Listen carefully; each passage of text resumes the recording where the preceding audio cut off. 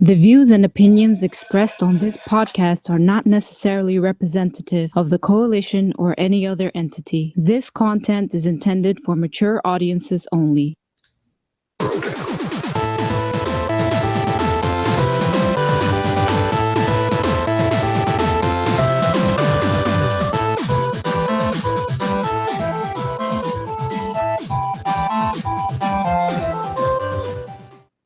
What's going on, everyone? Welcome to Throwdown Your Questions, episode 128.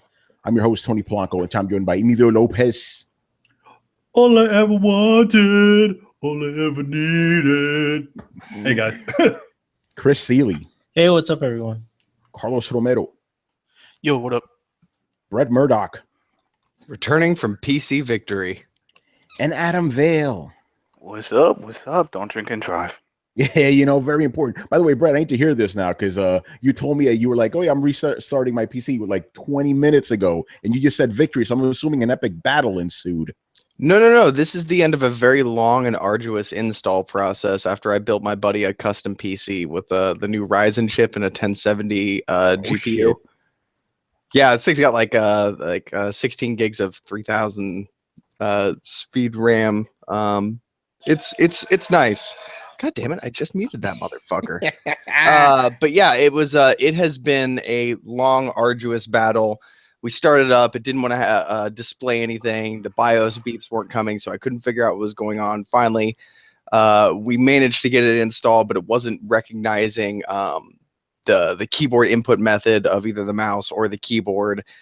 So then we ended up shifting over to Windows 10, and I went to plug it in to do the install. And of course, the HDMI ports didn't have the driver, so none of those fucking worked. So we had to get his computer over and hook in a DisplayPort connection directly to the motherboard so that we could boot up Windows and then connect it to the internet so we could do the drivers. It's just been one thing after another, and we've been battling this for like a week. It's a beastly PC, but the thing is fucking haunted. It has been the bane of my existence, and we were doing the install of the operating system. So we had finally gotten the displays to come up and the inputs to be correct, and everything was sorted out of the BIOS menu, and everything was double checked and triple checked and seated properly, and so finally it was like, okay, moment of truth.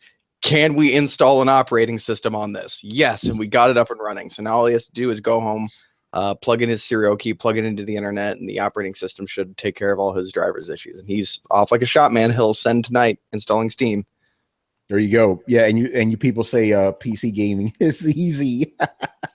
But once you get it running, you're good. All right, a couple of things here. I forgot to do this last week. Should do it now, but I had to keep updating it every couple of days because the numbers keep going up. So I wanted to say, thank you all for making us hit 900 subscribers, but we're actually at 927 as of the time of this recording. So thank you for that, man. Throwdown keeps growing like a monster, Yep. Especially it means even more, especially since certain things about YouTube have been happening. Yeah, right. And speaking about that, because for the longest time, the only comments we'll ever see from the viewers and the listeners are on the coalition. Right now, we're finally getting comments on the YouTube videos. Finally, yes. So Thank that you, is guys. great. Yeah, it's fucking amazing, man. The growth, Yeah, we love hearing from you guys. So if you're just kind of sitting on the sidelines, like feel free to chime in. We're not one of those people that we're I'm not the best at checking up because my shit's been busy as a motherfucker lately. But generally you reach out to most of us and we'll respond. Mm-hmm. Yeah, I still get surprised when people are surprised when we do respond. It's like, you guys are taking your time out to hit us up. We're gonna take our time to get back to you. Just simple as that. That's just the way it is. I mean, we're not Get a lot of wrestling questions. That's the funny thing. Oh no, that's here's the thing. That's always good. Yeah. They know you man. like wrestling, so Yeah. Which is awesome. So yeah, thank you for that. Hopefully we'll hit 1,000 by the end of the month. Can we hope? I mean, we got 27 subs in a week. It's possible. It's possible. So let's do it. 1,000 by May. Dare we dream? Tell your friends. do it for my birthday. It's on the 15th. That's your deadline. Yeah, exactly. Yeah, that's your deadline. All right. I also want to give a shout out to the Platforms podcast / Hard Night Gamers. They had Chris on this week. What did you guys talk about, dude? The main topic was Scorpio. So we talked about that, and I I did a tech breakdown just like on Throwdown the day before, but more on we were debating price, what we thought the price was going to be. And there was a couple other items. I haven't played Persona 5 yet, but they talked a lot about that stuff. Games coming out. Was it Game Apocalypse? Gameageddon? Gameageddon, yeah. Yeah, I mean, there's just so much stuff coming out still, so we'll talk about all that stuff. Yeah, awesome. It was a good show. Yeah, those guys are good, man. Hopefully I'll have some of them on in the future. All right, another thing, we're gonna run this contest again. I got a PC code for Tides of Numeria. I asked you guys, name your first Western RPG and tell us a little story about it. Nobody fucking answered. Are we saying that crickets happens? Yeah, basically, so we're gonna give you this chance, and then next week too, or this week on main Throwdown, if you don't take the code, I'll keep the fucking code then. All right. Man, free games. Either they didn't know, guys. or the same thing. Answer a simple fucking question. That's the thing. It's either that they didn't know the answer, or maybe they just don't know the game. So they're like, I don't give a shit. It could be that. Hey, you mean like almost every single one of us in the room was like, exactly. That's what I'm saying, because we threw out some pretty hard questions for the books, and this is easy. Jumped on it. People jumped on it. So By the way, you'll notice I shaved. Right? I'm like, damn. Every time I shave, I look 10 years younger. It's hilarious. Well, you're only 18, so no, I wish, man. Your beard was looking pretty crazy right there. You were looking like Quigley Down Under, or I was looking like a fat Wolverine, man. Now I'm wondering what Manny would look like if he shaved. I know what Manny looks like if he's clean shaven. I usually your look hasn't changed in like 20 years, man. You're like this dude is crazy. Little do you guys know that I do have like a portrait of myself that looks exactly like all the horrors that, me staying up at night. It has like big dark circles under his eyes, a big gray beard. No. All right, man. Let's get into these questions. Carlos, get ready, man. Okay, first up, Young Bastard. Okay, is the gaming industry damaging the quality and art of gaming with their business practices? This sounds familiar. It's unhesitant yes. Always been this I'm going to say blatant yes. I mean, look at the Mass Effect situation. That tells you all you need to know. One basically word, Destiny. Oh my God, or Destiny. Yeah. Oh, they don't care about story. Or Titanfall. Evolve. The original one, at least. Yeah, because listen, at the end of the day, the artistic whatever that these guys want to bring out is hampered by the fact that they need to make money, so they got to make some concessions. So that again, look at Mass Effect. Look what happened. Like the main art team said, "Hey, these assets look bad. Can we please fix them?" It's like, no, we don't want to put in the extra budget. That human faces aren't important. Dumb shit like that, Even the art of it. Like, I'll be honest. Like, I'm gonna try too hard not to tripod on my heart on for Zelda here, but like watching the documentary made me realize how much of a different approach some bold underlined some Japanese developers take to their games, in which they want to recreate an experience. The original Zelda was built to recreate the experience, of kind of wandering around in the woods and exploring. And so some developers really do honestly take that to heart, but it's few and far between. And I can tell you, it's one of the reasons I'm enjoying Breath of the Wild is that it pulls away from a lot of those tropes that I've gotten used to. And it's the reason that, and I'm not saying Horizon is a bad game, but one of the reasons that Horizon just doesn't seem to be for me is it seems to be the end evolution of all the gaming tropes that we've done. And like every game is starting to feel similar. So I can tell you firsthand, Horizon was designed by the numbers, and it is an immaculate version of what it is. But I feel Zelda was made with love. And even though it's graphically inferior and running on inferior hardware, it is still an amazing experience. And so, yeah, maybe I just think, a little bit of love goes a long way in developing a game. And I've seen it happen time and time again. And then I've seen, iterations of those games kind of get watered down as it becomes more about money. So yes, I can say definitively, I've not just know it happens, but I've watched it happen time and time again. See, Brett, you didn't watch the platform. They asked me on there if I thought Zelda was worth $60. And I said, emphatically yes, because they had spent years working on that game, and they put a lot of effort into it. So absolutely, it's worth $60. 1-2 Switch, I can't defend. No, God, nobody in their right mind should. Yeah. By the way, I do need to throw this in there because we're talking about, you could tell when a game is made with love. I actually did use Horizon Zero Dawn as a perfect example of a game. This is what happens when you make a game that's made with love, Horizon Zero Dawn versus Killzone Shadowfall, which was obviously made to fill a quota for the launch. Very big difference. Horizon was made with talent. And you could tell, man, these guys pour a lot of passion into that game compared to Killzone. Oh, like basically Horizon is a game they wanted to make. Killzone is a game they had to make. Very big difference there. No, I guess I could agree with that. Sony didn't tell them like, hey, make this game. They came to Sony, was like, hey, we have an idea for a game. Can we make it happen? It's like, yeah, go ahead. With Killzone Shadowfall, Sony went, we need another Killzone game for the launch of this thing. I guess I'm just saying Horizon was more here's all the marks we want to hit because here's popular with gamers, and then they did proceed with love from there. So that's an unfair comment of me to make that Horizon doesn't, you can't see the love in it. I mean, even down to some of the concept art, like you can tell some people really cared about that. So that's not a fair comparison, but yeah, I mean.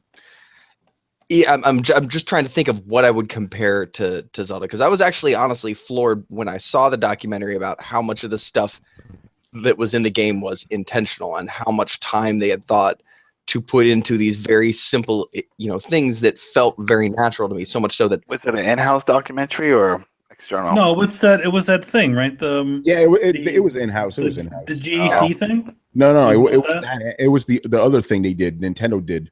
Oh, okay. Oh, so it was in-house. Don't trust them. I never trust any of them. Well, it's not.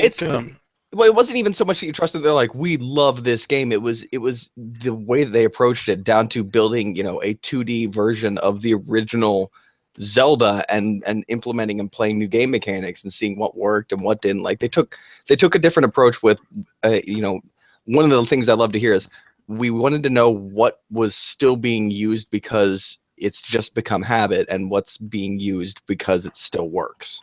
Yeah, here's another one. Adam, again, you were just talking about before the show, Persona. You could tell that was made with love. Oh my God, that's all love right there. Like, I've heard nothing but great. Just like spewing it. It's like when I turned it on, all shit was spitting in my face, all the colors and everything. Adam had his tongue out.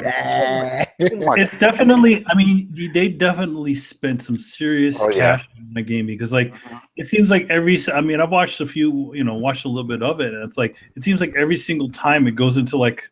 So like every main cinematic is all animated like by hand. Yeah, every animation, every frame, every image is beautiful. Like they didn't cut any corners, and you can tell. So what are good examples of games that are like insanely made by numbers, where you can tell, okay, they're just hitting Destiny's like the perfect example. And that's gonna be my question. Like, that's games by committee, basically. Destiny's a perfect example of that. It's weird because Bungie. Yo, Carlos, man, you're sounding like a robot right now, son. Yeah, just drop on and come back in. All right, there you go. All right, yeah, Destiny, the epitome of game by numbers. All right, Carlos, come on now, man. Oh, and real quick disclaimer. Yeah, okay, Carlos, go ahead. Finish up about Destiny. Yeah, like it's like if you were a Bungie fan before this generation, like you knew that they always poured love into those Halo games. Like they always had like they even had podcasts like for all things Halo and stuff, and there was the Bungie guys and stuff like that. And I'm wondering, like Destiny seemed like a cookie cutter by the numbers kind of game. I don't really get that feel with Destiny like I did with the Halo games. Yeah, no, for sure. Like again, I never had firsthand with the Halo myself, but I have seen my friends play through the first two of them, and I'm like, this is crazy, But with Destiny, it's like, yeah, where's the heart of this thing? There was no heart. It was just like a consumer product, basically. I feel like there might have been at some point in time. Maybe, it got ripped out. The minute they decided to kind of go, okay, we're not going to like in Temple of Doom, right? They took that heart out, man. Yeah, they pulled out the heart. There's people that love Destiny, and that's it. That's their thing, So Bobby Kotick is Molaram. All right, so yeah, I think we can all agree. Yes, definitely. It happens a lot in sequels. Like you can see that by I see my main culprit is Infamous 3. Like the first Infamous I felt was made with love. By Infamous 3, they're like, we have a successful formula that we're going to kind of alter a little bit and stick with. And here's what people like, and here's what people don't like. It's been focus grouped, and I didn't even down to like, man, like they got rid of like all the cool comic imagery in it. Yeah. When I hear that a particular developer then outsourced whether a whole section or the entire game or a version of the game to another studio, then I realize that it's no longer going to be the same, and that love is gone. And BioShock versus BioShock 2. Yeah, you know that.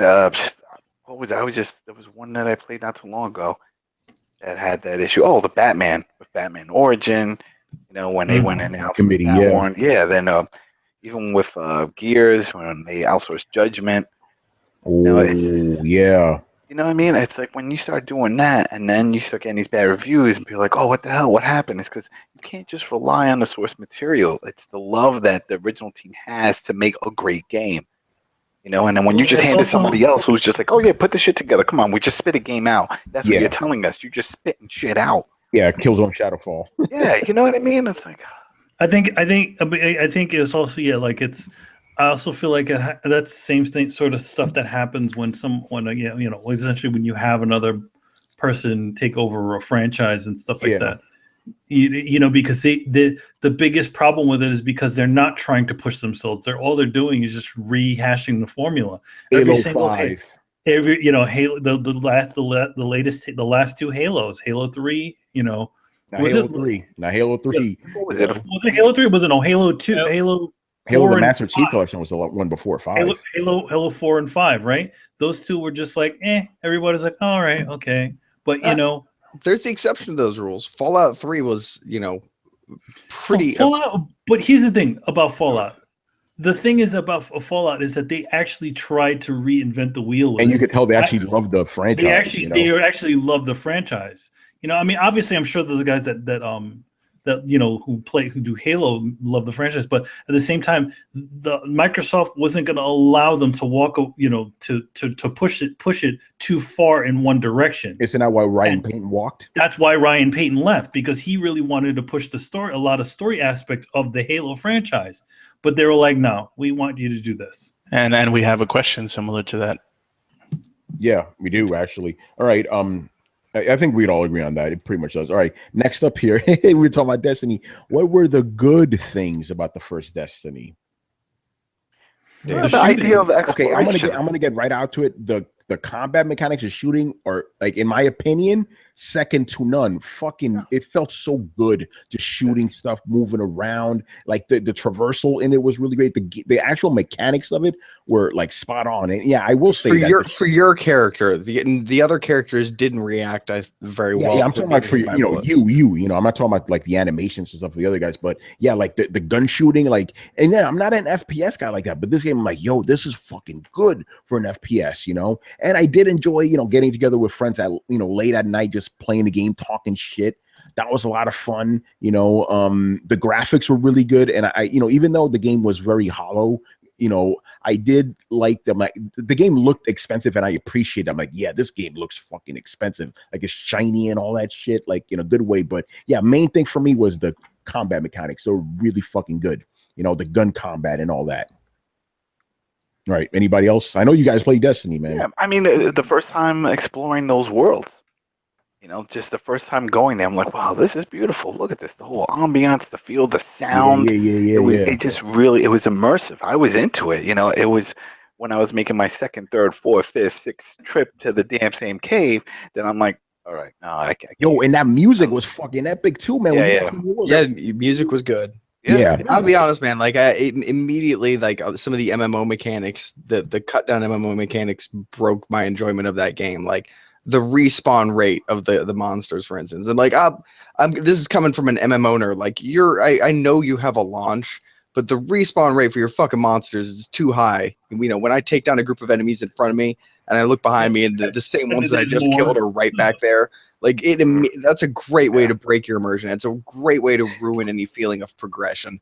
And I get that you weren't going for progression as much as like, hey, shiny new loot right this way. Like, the new fucking commercial that I saw for Destiny was that's insulting, perfect. To be honest. Well, it's perfect though. It's the one where you have the two guys giving the speeches and the one guy's like, hey, I probably got killed. but there's gonna be loot. Like that's all. That's the speech everybody wants to hear. That second guy is the only guy that anybody cares about. Nobody cares about being inspired by the story. You mean Deadpool? Yeah, pretty much Deadpool. That I did have that thought when I was watching that. I was like, that's pretty much how Deadpool would give a speech. But you know what? That kind of hits the nail on the head with the gameplay, and they do that well. Although it's like saying you're good at stealing candy from children. Like you're good at an exploitative mechanic, but you know how to put that carrot on the string, and you know how to follow the MMO formula that you make that shit competitive and suddenly give people incentive to want to gear hunt. And they know how to get lots of money out of DLC, and there was dancing in the game. There was a lot of dancing. Yeah, dancing was cool. I'm still doing those moves, man. I learned how to dance from that game. Party. All right. But again, dance parties are kind of commonplace for MMO. So like they did a good job. We're talking about the good things about Destiny, not the negative. Yeah, no, that's what so I guess the overall thing is they did a good job of cherry picking the things that people like. Like they had to at least have some experience with MMO to be like, oh, people love fucking getting into dance parties, mowing down an enemy and then break dancing. So I find it weird that they didn't let you do it like in the game world and only in the city, but they let you dance, which is a weird thing for an outside of an MMO. Like that's not a mechanic that happens. So they did a good job of taking what worked from Blizzard's strategy and applying it to console gamers. It was a brilliant strategy. Yeah. Does that count? Yeah, that counts. Yeah, that counts. I guess nobody else wants to go. Oh, right. I didn't. I mean, you kind of said it. Okay. Yeah, we said it. Tony said like. That's all. I mean, yeah. Yeah, the combat. Yeah, definitely. The combat was the best part for sure. Yeah. Oh, the gun handling was spot on. All right, In fact, I remember playing that game, and that's when I realized that my Xbox One controller, the left thumbstick, had the drift problem. I was playing, and then I put it down. I went to the kitchen to get something, and then I saw my guy just like moving up, twirling. I went, "What the fuck?" And then that's when I realized that my left stick was defective, and that was a Titanfall edition controller. And I contacted for a refund, and they were like, "We'll replace it, but we're only sending you a default one back, a standard black." I'm like, "But this was Titanfall limited edition one." It's exactly limited. We don't have stock on that. Damn. I mean, you probably could have taken it to a shop or something, and they would have fixed it up for you. Well, I tried to find out online, and it's the board. It's not like it used to be where it was like bumpers stuff. It's the whole board. So you have to go, and they were like, "Oh, just order another controller, take that one apart, and then put the shell around that board." I'm like, I'm not gonna go through all that shit. Fuck this. I'm pissed. And then it happened again to another controller that I had. So I wound up getting another. You always have these weird issues. I'm telling you, it was a known issue for a while, the drifting. If you type in Xbox One controller drift, you'll see a shitload of people having that problem. That's crazy. All right, man. Let's move on here. Okay, if DC/WB makes the Killing Joke in the movie universe, he's talking about the live action universe. Will they ruin the story? Yes, they ruined the fucking version already. Well, okay. Now let me split this question. Would they ruin it 2 years from now? With the success of the Wolverine movie. Oh wait, we're talking DC. Yeah, that's what I'm saying, bro. Yeah, well, talk about doing things in a committee. I was like, yeah, it would be made by a committee. Like even with a clear and obvious example from Marvel, like, hey, people don't mind edgy stuff. They like you being, honest to the characters that they're based off of. Like DC will not get that hint, so never mind. No. Yeah, I don't know. No faith. Does anybody have faith that they'll get it right? No, because they're going. In general, they're going about this thing the wrong way. All those movies are by committee, man. They're all by committee. They're all about they're and you can see that they're seeing what Marvel is doing, and they're like, "Oh, we got to do that." Like, no. But they're not doing the right things that Marvel. Yeah, you're copying all the wrong stuff. That's what I'm saying. It's like, because they think that they can boil it down to a formula. Oh, it'll make a big old team movie. No. It all feels rushed. That's what I'm saying. Movies all feel rushed. We saw all those. Every single one of those characters. Every single one of the Marvel characters had a decent movie And then they had their own. The Avengers. Then you had the Avengers. The only ones you could possibly say that didn't get their own movies is of this fucking Vision and what's her face, Scarlet Witch. Yeah, that's it. Well, first off, like DC needs to learn how to make a good Killing Joke animated movie, let alone a fucking. That's what I'm saying. Like, yeah, so I don't trust. I'm the biggest proponent do here. a good job in animated movies too. Yeah, and I'm the biggest proponent of Batman v Superman in Throwdown, but I can't defend freaking Warner Brothers for all the shit they've done to that whole universe. Oh man. So yeah, no faith. All right, let's move on here. Mr. Dio, this is a question he asked us a couple weeks ago, but we didn't have time to answer it. We're gonna answer it now, brother. All right. He goes, do you remember your greatest arcade cabinet victory? He goes, my greatest victory was setting barbecues at Regal Park, Queens, game Capcom versus SNK2 arcade cabinet. I bodied a challenger talking trash who was willing to impress his girlfriend. That dude was salty as fuck and hella free at the end of the day. Probably wasted $3 facing me. I was on a dinner date with my brother's good mom plus at the time. Cool, man. I'm glad you made that dude look like a bitch. You know, so yeah, what's everybody's greatest arcade victory? I don't know, completing Turtles in Time in the arcade. Oh shit! Yeah. I beat Darkstalkers on 1/4. Oh, while drunk. So that was pretty good. When Jillian's was still a thing, before Dave and Buster's was around. The thing for me, it was beating. Remember the Spider-Man arcade game? The one by Sega? Yeah, that one. It was me and a friend, and we beat that shit. Spider-Man versus the Kingpin, I think it was called. I think it was like, remember, it would scale in and out, and like, you know, like the beginning level, for example, Venom got super huge and stuff, you know. So yeah, that was for me, you know. I beat. Why was Neymar in that game? Yeah, yeah, it's crazy. All right, go ahead, Brett. I beat the Simpsons arcade game. Ooh, that's a good one. That was good, and that was the only good version of that game. Yeah, which is weird. Like you got like most games, eventually they kind of poured to console, but they put Simpsons games on both Super Nintendo and Sega. They were both really different, and neither one of them were the arcade version. Yeah, isn't that crazy? I think they finally put that game out on PS3. You know? Yeah, they did. Well, that's like it's like they went through all the franchises, you know, that Konami did those beat 'em up games, and they put out X-Men and they put out The Simpsons. Yeah. Welcome to Die. But you'll never see that Spider-Man game. No, you know how I played it, man. Main, baby. You know, there was voice in. Yeah, there was like, what was it? Not only did they have voices, but they also had like product placement, I believe. You know, a lot of shit going on in that game. Actually, a very good game. I was playing that again during the summer last year. I'm like, damn, this thing is fun as fuck. You know, I didn't have to waste quarters on it this time, obviously. All right. Anybody else want to go? Yeah, my greatest victory in an arcade was when I went to this thing called GameWorks in Las Vegas, and I was like maybe like 13 years old, and I got a girl's phone number there. Oh man, that's your victory. Yeah, that was like the biggest victory, man. But I didn't even have a cell phone, so I don't know what I was gonna do with myself. That's funny. Yeah, I'll take that as an arcade victory. Because you were in the arcade. Yeah, man. It was a victory, you know. Shout out to GameWorks. Yeah, man. There you go. Did you guys ever like?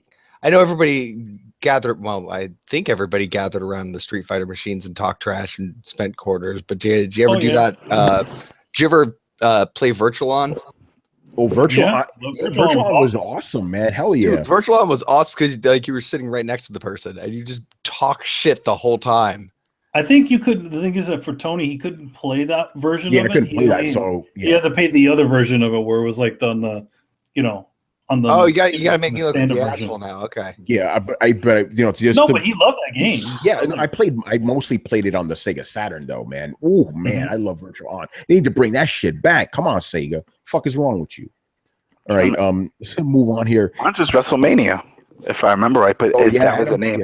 Adam, what was going on with your camera a little while ago? No, I had to cover because I'm still trying. I found out what it is. There's a hole in my screen, and the hole in my screen, I have a big tree in the back, and they're coming in there.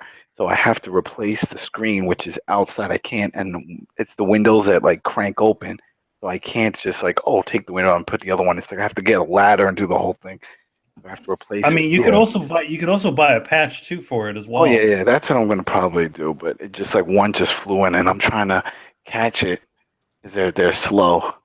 But anyway, greatest arcade victory, man. It's just I'm trying to remember if that was the name. Yeah, that was the one. If you guys, it was WrestleMania with the tag team one, right? Yeah, where Hogan would like bang a number, and then you would see which match you had next. I had Ted DiBiase and had Ultimate Warrior and every Macho Man. And I remember I think it was in that one. I put I think almost $10 worth. My dad would bring me to this arcade on 42nd Street, not Broadway or anyone. They were ones before that, older ones. And I remember just pumping in all these quarters, and there was some other people that just kept jumping in, and I didn't give a shit. I was like, the more the merrier. I want to beat this game. And we finally won. And then we see the credits, and that was it. I was like, oh, okay.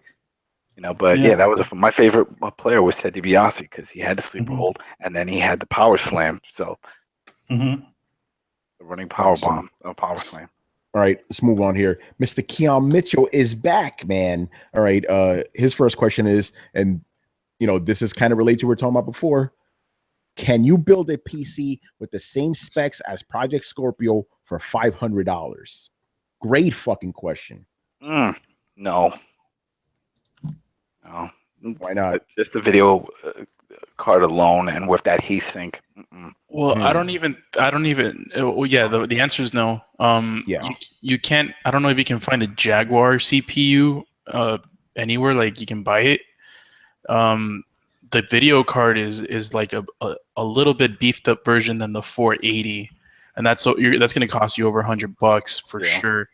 The expensive part is that RAM. Yeah, the RAM itself, the DDR5 is GDR5 and it's 12 gigabytes. That's going to set you back a lot because GDR5 they don't sell those like that. I don't think they don't even. Do they even have motherboards for it on like no, you can buy off the shelf? I'm not really sure. And see, that's the thing. Like, they don't really sell GDDR5. Like, it's not a format yet. So I'm not sure if this is like the difference between DDR4 or DDR3 and DDR4 because there is no such thing as DDR5 in standard motherboard setups unless and it's possible my information is dated and this is like a brand new fucking like bleeding edge thing. I feel like it's only found on video cards. Yeah, well, the reason it's on the Scorpio is because they soldered it onto the board. So they're trying to eliminate any bottlenecks. So having regular DIMMs, they can't do that because you're gonna have that creates another bottleneck. They want the fastest bus transfer possible, right? The only way to do that was to solder the RAM onto the board, and they're using video card RAM, right, which is super fast. So in that respect, then I would have to agree that you can't build that yourself. Yeah. So can you make an equivalent machine that's as powerful as Scorpio for $500? No, because then even if that was the case, you still need a good 4K display. Okay, well, you want to get that whole feel. Which is going to work better, 16 gigs of high-speed DDR4 or 12 gigabytes of, and like that's the other thing. Like it's DDR5, but like I don't see any specs on the RAM itself. Oh wait. Well, they tell you that the bandwidth. They let me see if I can pull that up. I think it's like 326 gigabytes per second, the total bandwidth. Which is pretty fast. I think the only thing faster than that is the Titan XP that NVIDIA just announced. It has a 540. Wait. So are we talking RAM or like GPU RAM here? RAM, the regular system RAM. Yeah, okay. Because with the Scorpio, it's all unified. So yeah, like those 12 gigabytes are going to be used by both the CPU and the GPU. And so what would be the equivalent like megahertz? Like I know DDR4 3000 megahertz is, I'm pretty sure that the top speed of the difference between like 1200 megahertz and 3000 megahertz in 16 gigs of RAM is significant and noticeable. So like that's why I'm asking, like, okay, so I see it's DDR5, but like what? And maybe it doesn't have megahertz because it's hooked directly to the board. Well, I guess what we should answer is what's the minimum PC specs we could equivocate to this? Like, not like, do we need to have 12 or 16 gigs of RAM? Would 8 gigs of RAM do it? And if you can put like a 1050 in there, will that give you 6 teraflops, right? Right. What you have to do is just compare what we can match up, because the system, you're never going to build custom. it's a custom system. Yeah. It's SoC and all this stuff. So we're losing all this optimizations that they've made with this board. So we have to just cancel that out and say, okay, can I get a 6 teraflop video card, the equivalent amount of RAM, and a CPU as capable or more capable than that for $500? Well, or do we just measure benchmarks? Is because the benchmark for Scorpio is native 4K at 60 frames per second. Can you build a PC that performs native 4K at 60 frames per second for less than $500? Because if that's the question, then yes. Well, this is the whole thing. Like, you can run a game 4K 60 frames per second, but it's only on certain games. Like, the Scorpio's not going to run The Witcher 3 on 4K 60 frames per second, and no PC worth $500-$600 is going to do that. So it's just selective, Like, if you buy a good video card, like I just built I just bought a 1070 for like $200. Yeah, but that's not going to run The Witcher 3 in 4K 60. Well, No? I mean, if you dumb down the settings, maybe. I would be the only thing above the 1070 is the 1080. Like 1080 is the brand new one. Titan XP just came out. If you got extra $1,200, Yeah. Well, okay, yeah, like disregard the fucking Titans, because nobody but an insane person is going to pay $1,200 for a fucking. Where's J-Gun? Yeah, where's Jagon? He probably bought 2 of those. Oh, excuse me, 4 of those. Yeah, he's using them all on the same console, on the same, the same computer. That's honestly just irresponsible. Like as somebody who's irresponsible. You're irresponsible with your money. Like, look, there comes a point, like, don't get me wrong. Like, you can get a $600 i7 and still have it be worth it. But there's generally a price value kind of bell curve that, as you get towards like the shit that is just coming out, you're not getting generally that much performance boost for a significant increase. I mean, you want to drop $2,000 every 2 years into upgrading your PC, you can, but then in 2 years it's still going to be a hoss of a PC. So a general good motto is, you don't need to buy the 2017 model, you can buy the 2016 model. So like, in terms of like 1080 versus 1070, like, I don't know that there is a difference, but it's not a gigantic, substantial difference that makes the price point worth it. And we're talking about being price conscious when building a PC at the end of the day here. I think the difference between a 1070 and 1080 is like 3 teraflops, isn't it? I think, what is yours, Tony? Like 9 teraflops? Yeah, it's 9 teraflops. And the 1070, I think, is like around 6, isn't it? Something like that. I have to look into that, but I don't know about the 1070. But I know I don't think mine's is like 9 exactly. It's like 8 point, almost 9. You know what I'm saying? Like, yeah. Yeah. So I think you might be able to do. Yeah, bro, 600 for sure. I think you can do it. Here's the thing: I could either do 4K or 60 frames per second. Can't do both at the same time. I tried to do that with Witcher. It's not the Witcher, with Deus Ex, and it was like, nah, son, pick one or the other. Can't do both, Right. But then again, on the Doom, I could do that. So it depends on the game, Yeah, and some games are more CPU intensive, so the graphics card doesn't even matter. Yeah, exactly. Remember, Doom runs 60 frames per second on consoles, so on PC that ain't nothing, Right. But yeah, because they wanted Doom to run evenly on pretty much anything. It's pretty interesting when I try to play Doom 1080p 60 frames, right? It looked like shit. I'm like, okay, let me bump it up to 4K, and it ran exactly the same. Didn't lose any frames. I'm like, okay. I think let's see. I mean, the thing is that you also have to understand about Doom. That game has a lot, that variable resolutions, where everything on screen is not exactly 1080. Yeah, exactly. Everything on screen is not going to be, even for the 4K version, everything on screen is not going to be 4K. And it's a very the Doom is not a dynamic game. It's very fixed, and environments are only so big, So they could get away with a lot. Yeah, it's not open world Doom. Yeah, exactly. All right, so yeah, I think we all agree you can't make an Xbox for $500, which is I'm like, are these going to have to take a serious hit with the system? I feel like they are going to take a hit, but I think it's again. I think that they're gonna go with the $600 Scorpio. Yeah, 500, 600. Dudes are running around saying 400. You're fucking crazy. They're nuts. Yeah, no. 400's not an option. Ridiculous. All right, man, let's move on here. Okay, do you think Sony has any more surprises up their sleeve for E3? I hope they do. Hopefully it won't get leaked beforehand. But yeah, they have to have something. Well, no, Sony was actually pretty good at last year about keeping things under wraps. It was Microsoft that was like sprung a leak everywhere. Like literally, like 30 minutes before the show started, they literally just went. You're right about that, because Sony, all the big shit that happened last year, none of it got leaked. Same thing with that. I mean, same thing with I think it was the year before. When was it last year that they showed Horizon? Right? No, it was the year before. 2 years before that. 2 years before that. Like even that thing didn't get leaked. I didn't. But yeah, last year was ridiculous. We got to the Microsoft conference, and I got a text. It's like, "Yo, Tony, this is the entire rundown of Microsoft show, and it was spot on." It's like, damn, shit, So and then they said Scorpio reveal maybe. It was like something like that. Yeah. Well, we're gonna get Scorpio this year, but yeah, Sony. Yeah, I'm gonna assume, but I don't want to jump into what will Sony show. We can save that for another episode. Again, guys, it's too early to talk about E3. Calm it down. Come on.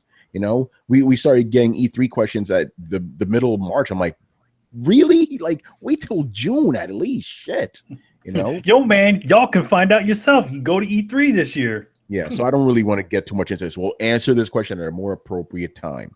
All right. The last one from Mr. Keon is, will we finally get a Metroid announcement this year? I hope so, because the Switch needs fucking games, and a real Metroid, not that other M bullshit or the Federation Forces. Real fucking Metroid. Either like I know they're not going to go with a 2D, although I would love that.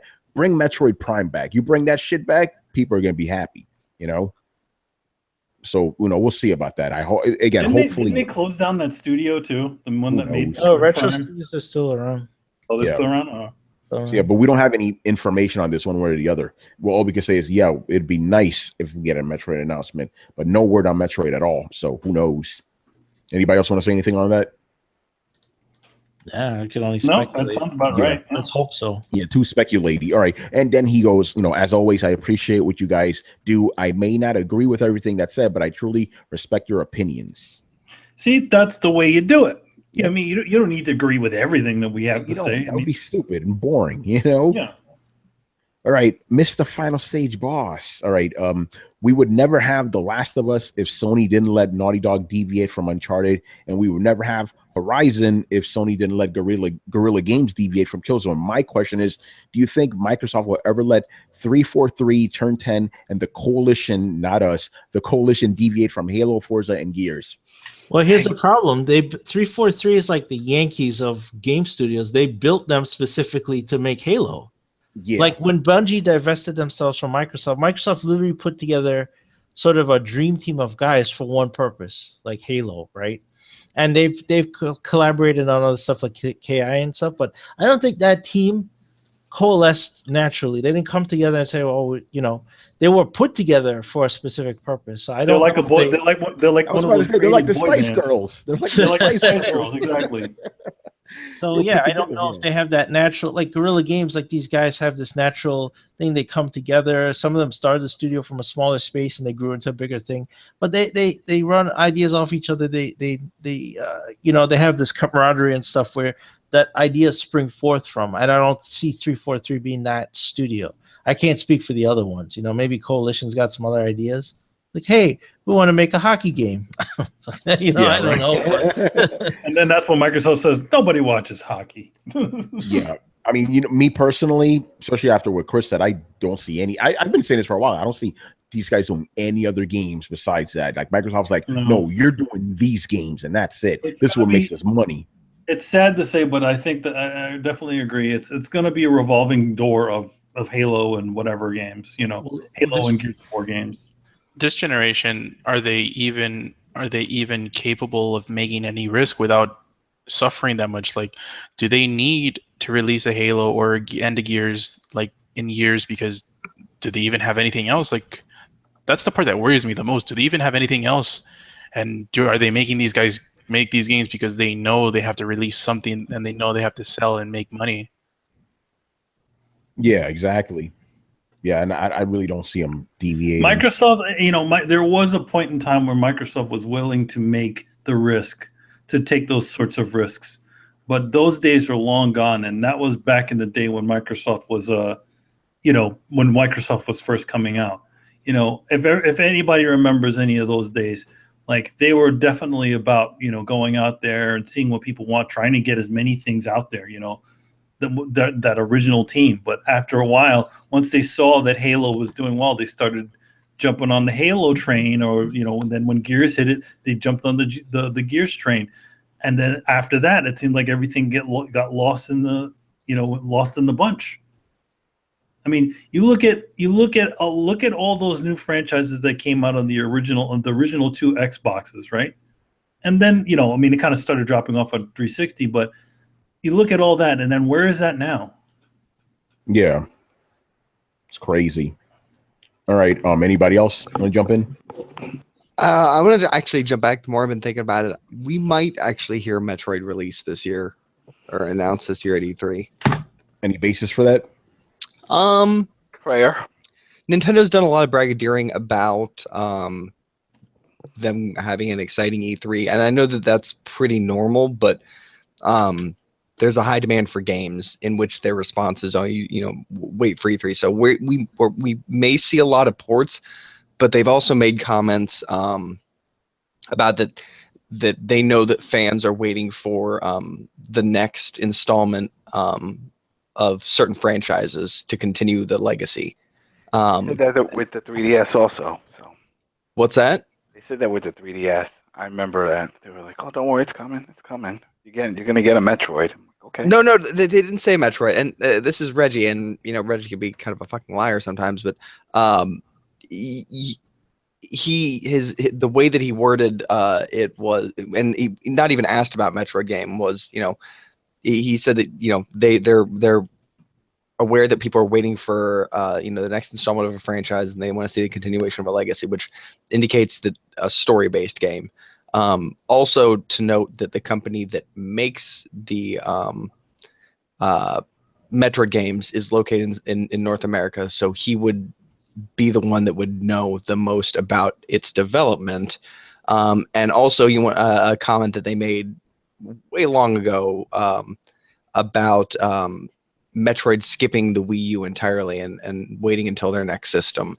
And I think a combination of these comments has led a fair amount of people to think that it's not out of the cards. And I'm agreeing with that more and more. You know, the more and more I think about it, they're gonna have to come out with a strong showing. They know that they need to announce games, maybe not even like get them out, but they need to let people know that the library is going to be supported. So I think that's going to be their primary focus, and that's probably going to include a lot of ports. It's a lot of indie ports, a lot of Vita ports, and I don't necessarily think that's a bad thing. Well, it is if they're charging $50. That's where they have to realize, if you're doing ports, then sell it for port price, $20, $30 maybe. Don't go $50, $60 for a damn port. Yeah, and yeah, well, even then, just like, you know, the size of the game should reflect the price. I mean, they Bomberman was panned quite a bit because of its price. Like, it's not that it's a bad game; it's just that no, it's not. It's just the price. Yeah, it's just. So that's one of those things where, like, I think that, and you know, this is Nintendo, so maybe they won't recognize it, but you know, money talks, and you know, when they start realizing that they're releasing games at too high a price point, and they're not going to be able, people just won't buy them, and then hopefully they make the right decision and be like, oh well, we're pricing these wrong, instead of, see, nobody wants to buy your games. Right. I think in general, you know, Reggie does that sort of stuff though. He kind of says we're doing things. Yeah, just that's what I say. It's like leaving the door partially open and partially closed. It's just vague enough to say that they have something. If they don't have something coming, they can have something coming. Or if they do have something coming, and then it could be like either way. They could be like, "Yep, you see, it was right." Yeah. I mean, what is he going to say? He can't say nope. Yeah. He has to say, no, we're looking into things. Oh, we got some things planned. Yes, something's coming. Something you want is coming. It could be fucking Punch-Out. We don't know. You know what I mean? I honestly do want a new Punch-Out. I've been wanting a new Punch-Out. Should have been fucking Punch-Out, man. Yeah, that's what I'm saying. Isn't going to be Punch-Out? No, we don't know that. That's what it should have been. I actually, I'm kind of excited to try ARMS. Like, I don't know that I necessarily want to buy it without trying it, but it looks like it could be, fun. That's the other thing. Do they have demos on the Switch for their network, for the Nintendo network there? Are there demos? I don't know. No demos that I've seen. No demos. Anyway, let's move on here. G Mega Force 123. All right, he goes. Yooka-Laylee got a 6 out of 10. Are these really the same guys who made DKC? Maybe they lost their way or just suck now. 6 out of 10 isn't even a buy for most people. So I guess why he's asking, why did the game get such a low score? Embarrassingly, I wish I could answer this question, but I can't because I haven't played the game, so I can't. I have the game, but I've just been too busy with Mass Effect, so I haven't played it. So Chris, I have no idea.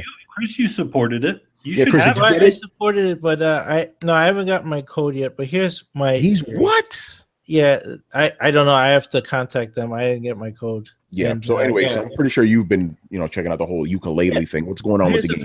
The problem is exactly what he said. The problem is it is the guys who made DKC and stuff. Here's the problem.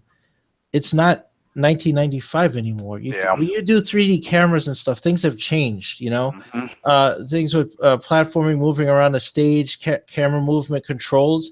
Those things need to be tight now. And there's been a lot of evolution of those things over the years. They haven't seemed to incorporated any of that into Yooka-Laylee from what I've seen in videos and what I've seen from reviews. So that's where the game is lacking. Like, nobody wants to play the first version of Banjo-Kazooie just with updated graphics, right? Because that game had a lot of issues, right? Judging distance was a problem. Cameras hooking onto walls, swimming controls. It had all sorts of issues, which made the game even harder than it already was. So to bring that into 2017 and say, here's the game, nobody wants that nostalgia. We just want the look and feel and the nice music and the weird chirps and burps and all that crap. But we don't want the bad controls and the bad camera. Oh, shit. The late 90s, we don't want that shit. So it was that's what the problem is. Yeah, so it was a bad kind of throwback game.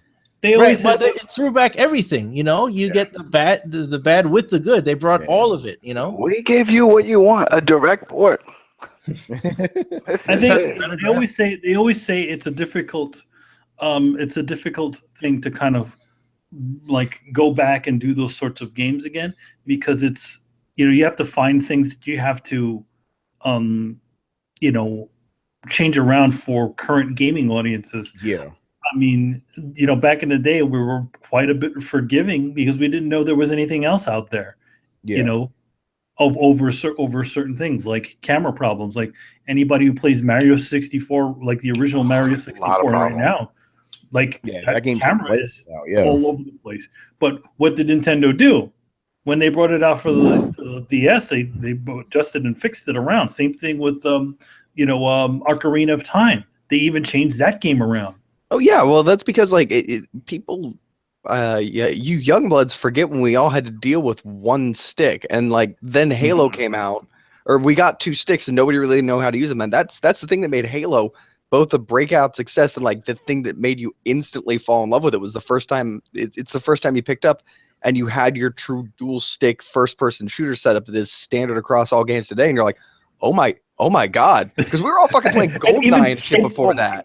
Even before friggin' Halo, there was a 2-stick control in like a Call of Duty game or something like that. If you read the reviews of it, they have this weird. They're talking about, oh man, they have this really horrible 2-stick control, tank control. Why don't they have a strafe button? Manny, didn't you have the Nintendo Max controller? Yeah, I did. Right, and that was like that had that same freedom feel. Like I couldn't understand it because it could just swivel around and stuff, almost like a thumbstick. And I'm like, I couldn't get used to that. Yeah, you know, not to deviate too much, but that similar thing happened to me. I was playing this game. I don't know if you guys remember this. Oni, right? This was before Halo, right? Same thing, had two somethings. I'm like, why the fuck do I have to use two thumbsticks to move? This is fucking stupid. So when our friend Chris got Halo, right? He was like, Tony, check this game out. I'm like, oh, it's one of these games. Fuck this shit. I'm not playing this. I'll watch you play. You know, so I was very adamant. I didn't get into twin stick shooters until like the PS3 era, like where I was forced to, you know, because I was the first one to do it right. And I was kind of saying, I was like, oh man, here's another one of these crappy shooters. Like I remember because I played a demo at a fucking EB Games, and I you know, the walked in, they had an Xbox in the corner, played Halo. I was like, oh fuck, this is good. Like immediately I was like, oh god, I could kind of dodge around and I could duck, so I could kind of duck behind a rock, and the, you know, the gunfire doesn't hit me. Like this is all just brand new kind of revolutionary type shit. When the way it's all sewn together and perfectly executed, I fucking bought Halo then and there. Yeah, very interesting. But yeah, that's right. People, I used to love Xbox. You remember that, people? Yeah, man, I love them all right. too. And the next thing here, this is an interesting question. Do you buy video games to beat them or just for the experience? I'm pretty sure we're going to get a lot of different answers on this one. I usually buy video games to complete them. So it means that I also don't buy games that you know how like everybody's talking about Game Again and all that other bullshit. Because I just like don't want to, you know, overwhelm myself. So after I finish one game, I'll move on to the next one, and after that I finish that game, I'll move on to the next one. You know, that's at least for me. I like to actually complete games. I feel like I failed myself for buying a game that I've never even started, which, you know, ended up I think at the end of the PlayStation 2 era, it was like that, where I have quite a bit of games that are just haven't touched, which is pretty bad. Like I think I never finished Rogue Galaxy. Sphere. I never finished Rogue Galaxy, which, I mean, that game at that point in time, I was kind of like running into the realm where I don't have a lot of time anymore, and that's kind of where a lot of the RPGs went. Yeah. Yeah, no, for me, for sure. Yeah, if I buy a game, I'm finishing that game. You know, trying to at least. I even did that shit with Lord of Shadow. I said, I'm fucking down this road already. I'm finishing this bullshit. Yep. Hey, listen, that's what happened with Kill, because I bought Killzone Shadowfall and Knack, right? Hated those fucking games. I'm like, I bought these shits. I may as well finish them. So yeah, if I buy a game, I'm going to finish it, because again, it's like, what the fuck was the point of me even buying this in the first place, you know? But also, I feel like that's a little bit of an old mentality left over from when we were kids, because you remember like Nintendo games at the time were considered so expensive. Like I remember like you'd play a game for like months before you would get the. It was still like $40 or $50. They were still exactly. But yeah, I mean, $40 or $50 back then, that was a lot of money. That was a lot of money. A lot of money. So your parents be like, "Yo, that game better last you till like fucking Christmas, because I'm not buying you any more goddamn games." Well, yeah. Back in those days when you only got 2 games a year, you know, you had no choice basically. But fuck that shit. I was. This is one of those things, like I was working by the time I was 9, paper routes, soccer reffing games, things like that. So like I started making money early, and I dumped soccer all reffing. That you were shit. A soccer ref at 9? No, I don't. No. I was a paper boy at 9. I was a soccer ref by 11, 12. What? You're not calling my game. And then I was certified by the time I was 14. Yeah, so you didn't have to, you know, rely on your parents and shit, you know. We did, but what else was it? I mean, I had an allowance, and you know, I eventually earned my way up to buying a Super Nintendo and a Genesis at the same time. You know, oh, that's a good feeling, wasn't it? Yeah. As a kid, like that was the ultimate collar pop. Be like, yeah, I got both systems. I bought that shit with my own money. What did your grandma give you yours? Yeah, no, I bought mine. Like I remember how I saved it too, because like I had, you know, those old thermos bottles Like not like okay, they used to have those kind of dopey bendy straws. They used to give them away like at Six Flags Great Adventures and stuff. They're like these really long drink things, and they had these weird like bubble straws that used to go in them. So one of them was my Sega one, and then the other one was my Super Nintendo one. I worked at a sneaker shop. But yeah, just going back to the question, yeah. So yeah, I generally, but the thing is, obviously, you know, the experience has to be good. Otherwise, it's going to be rough trying to finish that game. It all depends too. Like if it's a short game, yeah, like you definitely have to beat it. Like that's how I view it, at least. But if it's, for example, one recent one was Persona 4. I've played 30 hours of it, and I know I'm not even halfway through the game. So I'm fine not beating it. I still want to know what happens, but I'm fine not beating it. I feel satisfied. I feel like I got my money's worth from the game. Yeah, it just depends on the game that you're playing. If you buy for example Journey and you didn't finish it and you say you got the experience, then you're really fooling yourself. Yeah, come on now. Yeah, you know? I mean that game's so short though, but like I guess I'm coming from the other end of the spectrum. Like I almost never finish a game. Interesting. Like, yeah, that's crazy. But why is that? I mean, well, it depends on what you mean by finishing. But like I tell you, like I get all the weapons and I get bored. Like unless the story or the narrative is dragging me towards the end, the weird place that this changes is, Souls. Well, what brought me into Souls actually was when people were like, "Man, I'm having like I can't finish this game. Like this game is too hard." Like immediately my ears perked up because I kind of come from that old school mentality where games were made like they didn't want you to really beat the game. They wanted you to keep trying to, but they kind of wanted to crush you by the end of the game. You know, even down to like the levels were like the final levels were always the most poorly designed because most people weren't gonna see them.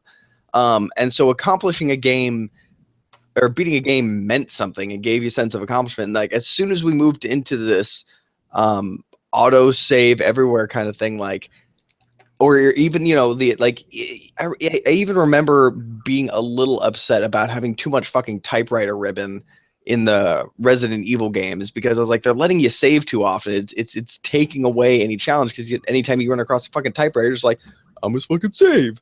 You can just save before you do anything difficult.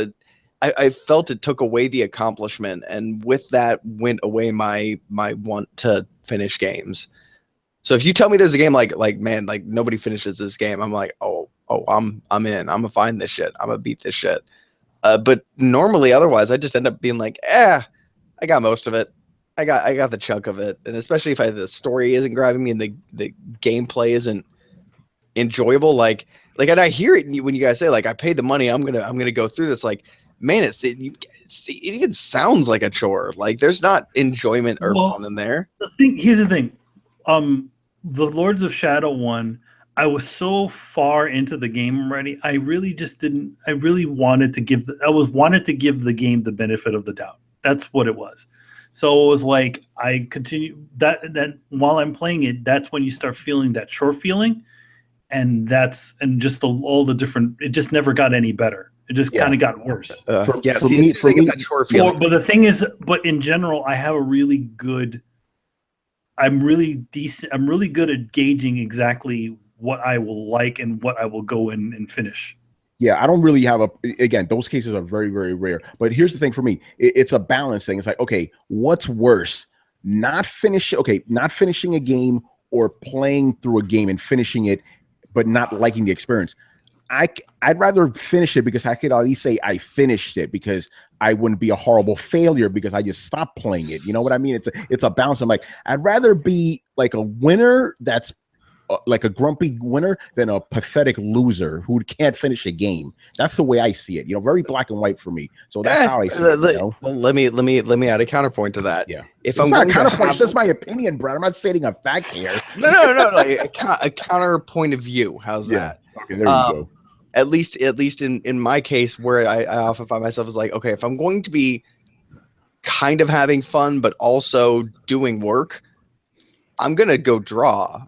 Like, even if I don't have an assignment, like work on workbook sketches, work on life sketches, like That's the kind of thing like that's what I reserve for a hobby, something that's both fun and work. The second a game becomes work, I have other things that constructive things that I feel will make me a better person. And I understand that point of view, but for me, it's like I don't like leaving things undone. Even if I don't like it, I don't like leaving things undone. It can't, like, again, I'm the guy. I'm like 99%. No, this can't stand. It needs to be 100%. Like, okay, like it bothers me. It legit bothers the fuck out of me. You know. I know. Here's like that. Here's another example for me where I was playing First Light. You know, the infamous thing that they essentially made into its own title, right? And I enjoyed it. I thought it was a fun little romp in the game. Get to find out about that character.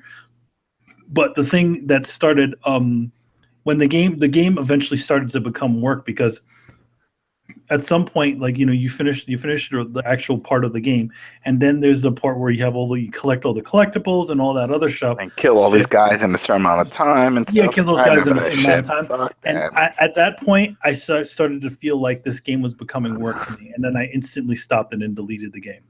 But I already finished the game. Dude, funny story. I fell for Fable. I want to say Fable 3's trap. Mm-hmm. Where like I thought that I had finished the game, and they're like, "Oh, would you like to rule over the realm?" I was like, "Awesome!" A bunch of sub menus after I beat the game. Nope, done. Mm-hmm. And then it was I caught Rachel playing it one day, and I was like, "The fuck are you doing?" She's like, "Oh, I'm fucking up shit. I'm the king now." And I was like, "Wait a minute, you play past the point where you become the king?" She's like, "Dude, that's like a third of the way through the game." And I was like, "Yeah, I thought it was a short game." Oh shit. So I had to go back. I was like, "Oh man, like yeah, I could." There's tons of stuff to do. Like they totally tricked me with a false ending. That's funny. Like here's some credits. Yeah. What's funny? Yeah. You know what's funny though?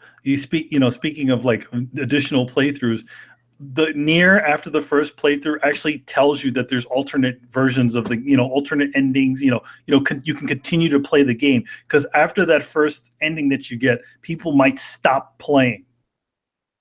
So they actually had to literally tell you, yes, play the game again because there's more, or keep playing. Between Persona, Nier, and Disgaea, my life is going to be eaten. All right, Chris, get in here, man. What do you say? Oh no, and if I start something, I have to finish it. It's very rare that I'll have something I don't finish. It's only because there's just too much going on. Like The Witcher 3, I feel incredibly guilty, and I have to go back and play that. It was such a huge game, but like I forgot what I played. I don't know if I stopped to play Fallout or what stopped me from playing The Witcher. I don't remember. But like all those other games, I finished, right? But then there's just something else and something else. So it's backlog really that stops me. But when I play a game, I play to win. Damn right. But it's just going back on that, because you mentioned it too. Again, that feeling of like guilt and shame, that's persistent. The only thing that's going to stop that is beating that game, even if it's bad. So that's why I'm like, okay, let's kill these like emotions right the fuck now, and just get it over with, because if you don't, in the back of my head, I'm still mad at myself that I didn't beat the first Splinter Cell, because I got pissed off of the game. I'm like, fuck this shit, I'm not playing it. But I'm still like, Tony, man, you didn't finish that fucking game, bro. That's a mark on your ledger right there.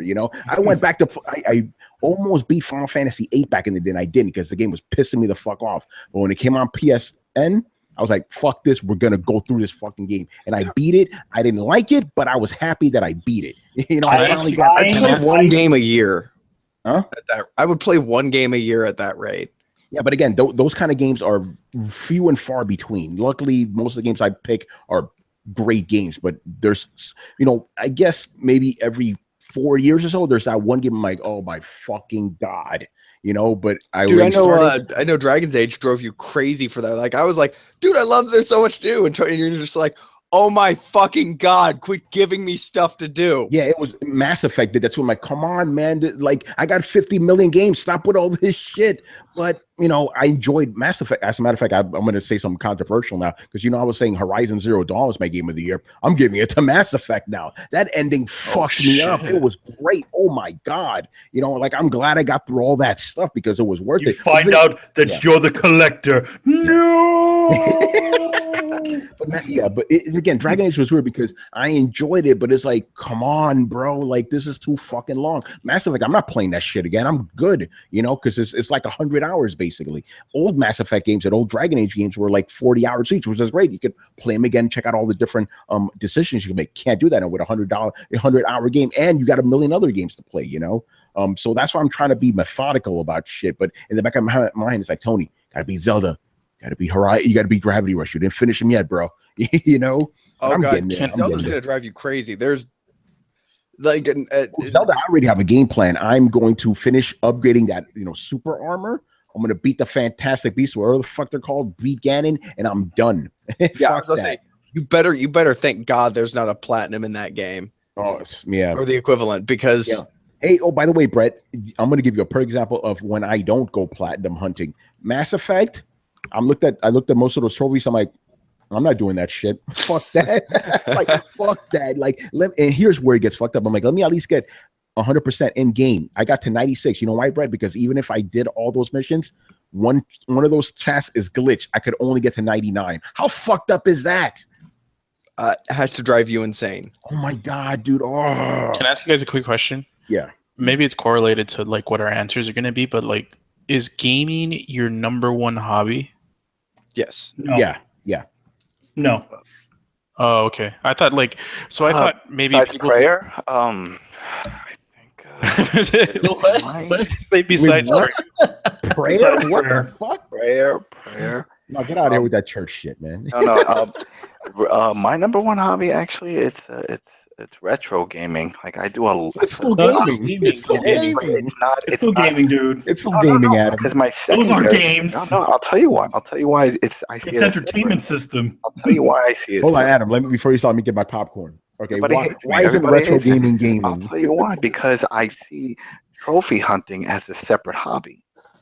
Yep. That's a whole other thing. That when I get into that zone, I have to get my documents out. I gotta get my coffee out. I have to turn off the lights. I have to make sure the kids are asleep. That's a different thing. Retro gaming is different. I can take that shit out. I could play whatever old system or on my so other you're device. telling me you only play modern games for don't see it. achievements? It's my Wait, dirty little- whoa, Adam. So you only play modern games for achievements? Pretty much.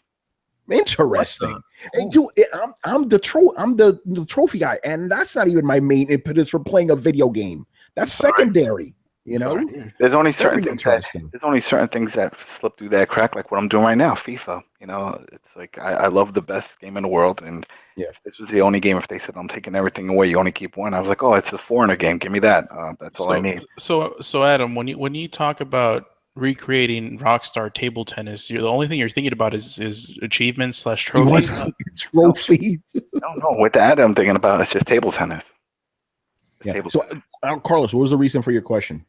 Yeah, so I was thinking maybe people who have gaming as their number one priority as a hobby, maybe they are more completionist than people who don't. Because, for example, I don't complete all of my games, but video game is not my number one hobby. Manny just said that his hobby is in video games, and he completes some shits. Yeah, and Brett said that video game is his number one hobby. He doesn't. Well, so, I mean, yeah, behind different strokes, actually. I do illustration work. I do tattoo work. I'm still eventually probably going to. I still owe people comic pages. So behind all, I always have a to-do list, and I count art as a hobby. It's my job, but I still kind of like doing it. But that's what I consider part of my hobby. I mean, also another hobby is collecting toys and shit. Yeah. For me, I watch a lot of soccer every weekend, so that's a hobby. I mean, I like watching anime, I guess. So I mean, but if you're saying what do I get jazzed the most about, or what do I try and spend most of my time doing? Man, I try and spend most of my time playing video games, but it's hard. I was just having this discussion. I managed to watch the entire season of Iron Fist, but I have not had before I was able to put in the equivalent amount of hours into Zelda. but that just comes down to logistics, man. You can watch TV in the background. Like gaming is, you have to set it aside. So yeah, that's also that's also been the chief reason why I couldn't actually game for a lot of times, because it's, especially with like a lot of the story driven games, I get off of, stop working at maybe like 1 or 2 o'clock in the morning, and I can't invest the time. Like if I'll end up being up at 4 a.m. or 6, and I need to get back to sleep and get up for the next day to work. Yeah. You need to stop being a bouncer at those clubs and get a normal job. All right, let's move on here. If comics are bouncing. Yeah, all right, let's move on. Last question here for Mr. G Mega Force. All right, video game films versus live action anime films. Which have it worse? Another good question. You know what? It's both. They're both. I was about to say they're both equally as bad. The anime is bad. That was awesome. Wait. But that's the thing, though. So was Mortal Kombat. Because I thought about it, like, Ghost in the Shell was really fucking good, but I'm like, yeah, but video games also have that one really good movie too. The Matrix was good too. Yeah. The Matrix. That's a weird statement. Terminator 2 was a great movie too. No, because I was gonna say that the Matrix got shit. They ripped off everything from idiots. They ripped off every single thing off of every anime. And Black those Swan were legit magazine covers are like Ghost in the Shell, the next Matrix. I'm like, are you fucking stupid? Really? Yeah, that's ridiculous. Like I would say video games have it worse, because at least a lot of movies take stuff from anime. Like The Matrix took stuff from Ghost in the Shell. Black Swan took something from Perfect Blue from Satoshi Kon, and Inception took something from Paprika from Satoshi Kon. Yeah. Like there's stuff that's been taken from anime that would make movies lesser than they would be if they weren't there. Yeah, but no, literally the only good anime movie I've ever seen, or anime based movie I've ever seen, was Ghost in the Shell this year. I could at least say I've seen 2 good video game movies. Mortal Kombat and the first Resident Evil. I had to say that 5 times because not count those other ones. Every other video game movie has been fucking dreck. And what is funny, like the only video game movie that was really good, that's not a video game movie at all, is Scott Pilgrim versus the World. Yeah, that was a great one. That was great. I love when he beat the guys in all the quarters. That shit was crazy. Anybody else have any thoughts on this? Because I'll still go with equal. They're both equally as bad. Oh man, I'll say this though: with the way Ghost in the Shell bombed, I don't think we're gonna see any more live action anime. I definitely remember how I said. That movie fucking bombed, dude. You remember also another thing I wanted that said about that film? That film may have an effect on the Metal Gear film. Yeah, don't put that shit out. Yeah. Why? Because it's so good. Because producers can't tell the difference between Ghost in the Shell and Metal Gear. These suits, they don't know the difference. Yeah, one didn't make money, so the other won't make money. That's all. They're gonna look at the film Metal Gear and be like, "Whoa, this film looks almost exactly like that other film that we just put out. That you just put out. No, we're probably not gonna do that one." Well, with the state of video game movies, I said this last time, I'll say it again. Don't put out a Metal Gear movie. You're gonna fuck that thing up. Does there really need to be a Metal Gear movie? To be honest, you don't need to make any video game movie. Stop it. I'm fine. I'm fine and dandy with having what I have. I'm fine with it being a video game. Yeah. Same thing with Mass Effect. They want to turn Mass Effect into a movie. Stop it. No, you don't. You don't. Well, you can't condense a shitload of story down into movie format. Now, what you could do is take something like The Order and turn it into a good movie. Yeah, that is true. Because The Order is practically a movie. Yeah. Yeah, but then people are going to complain, like, why do the boss fights, or are they the same? No, they're gonna change. They're gonna change some things around. Yeah, but yeah, I mean, like you've already done like a lot of asset building in terms of like, steampunk. There's a lot of concept art which you have to think of as assets, and there's a lot of backstory and world building which you have to think as assets that have already had money spent on them. And there's only like 5 hours worth of gameplay, and you cut that down to action scenes, and you pretty much got yourself a movie. Like I honestly think that that would have worked better as a movie than a video game. Now, Yo, Daniel just said, "Why is this movie longer than the game?" Hey. Oh, by the way, there's a lot of live action adaptation of anime movies made in Japan. But they're also horrible. They're terrible. Yo, Starblazers was terrible. I haven't seen. They made Attack on Titan, so I can't speak for that. Attack on Titan. Come on, or any of the previous versions of the friggin' Death Note, those stupid movies. I heard they're good, actually. And listen, and I know the movie was corny, and we liked it back in the day, but Guyver wasn't all that good either. You know? Well, that wasn't a Japanese film, though. Well, no, Guyver is, no, I mean, it was an adaptation of an anime, though, or a manga. Ooh, man, the second one's actually a lot better because just because of the fight scenes. Yeah, but remember Fist of the North Star live action? Oh god, that was worse. That was horrible. They need to do a live adaptation of Grave of the Fireflies. There's no way you can mess that up. I always said that they could make a pretty good version of Perfect Blue, but they kind of already did with the Black Swan. Black Swan, yeah. Yeah, there you go. All right, let's moving on here. Mr. Red Inferno, Corey. All right, this is an interesting question because no one's really been talking about this. He goes, what's our take on the whole G2A and Gearbox controversy?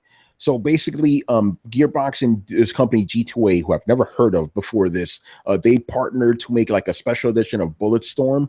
But it turns out G2A is kind of like they're a very skeevy kind of company. Like they don't want to like help people. Like if you want to get insurance from them from a game, you have to subscribe to a separate thing. And there's been a lot of shady shit. So Gearbox came out and said, "Hey, listen, you're gonna change your policies over breaking away from you guys." They didn't want to change your policies, so they severed ties. So I don't know what's going to happen with this special edition.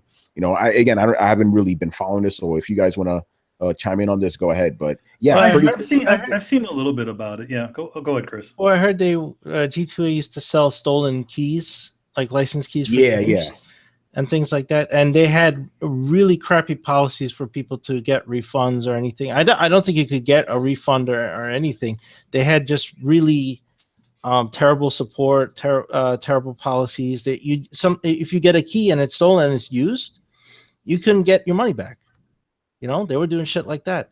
So I guess Gearbox had a lot of backlash, and then they went to them and they're like, "Hey, you got to change up your shit. You have to change all your policies. You have to help people for free and grant refunds, or else we're breaking away." Mm-hmm. Yeah, it's crazy shit. Well, why would they? Here's the other thing. Obviously, those idiots didn't do enough research into the fucking companies that they're working with. Come on, guys. Seriously? Yeah, I don't know, man. To be honest, it took people yelling off the top of their heads, for something to happen when these idiots should have known that before they even got into bed with them. Yep. Exactly. So yeah, they fucked up. And then at the same time, I'm going to say this: Bulletstorm's the thing now. Didn't people hate that game? No, they remastered it, dude. It's bad. No. I'm saying initially, didn't people fucking hate that game? No, some people. I know Brett loved that game. I remember people being like, "Oh my god, this game is it's Bulletstorm." Those are the guys that did Judgment. I fucking love Bulletstorm. It was funny that you can kick a guy, and that was it. I didn't. I played a demo. I didn't really find it interesting to be like. It tried too hard to be funny. You know what I mean? It had nothing to do with the comedy. It had to do with the fact that you could do like sweet, ridiculous combo moves where you could like shoot people in the dick and run up and slide tackle them and then kick him in the chin into the air and then shoot him in the air until he was a corpse and then grab his corpse and fling it against other people. Like there was pure carnage. Yeah. Well, anyway, the game's back, and I mean, you guys think fucking Just Cause is pushed to the nines for no fucking reason. Like the fact that you could like grab people and fling them through any game where you can grab people and fling them through the air, or like shock put them through the air, or shoot them in the dick. Like, you got points for doing terrible things to people, like shooting them in the dick, kicking them up in the air, and then like blasting them with an explosive off the opposing wall, like into a set of spikes. Like you got points for trick shot murdering people. That's what the whole game was. It sounds like you're talking about the game Minority Report. That game was awesome. Remember that? Oh, the Gumby system in that game. I love that game. It was like that was awesome. Like friggin' like Ragdoll City. I just love throwing them through glass. There's like glass everywhere. Any game where you can pick up people with your mind and ragdoll them, like instantly. I love this game. Yeah, you must have loved Destroy All Humans too, right? Dude, that was my jam. That was a pretty fucking awesome game. What was it? Didn't they give that away for free or something? No, are they?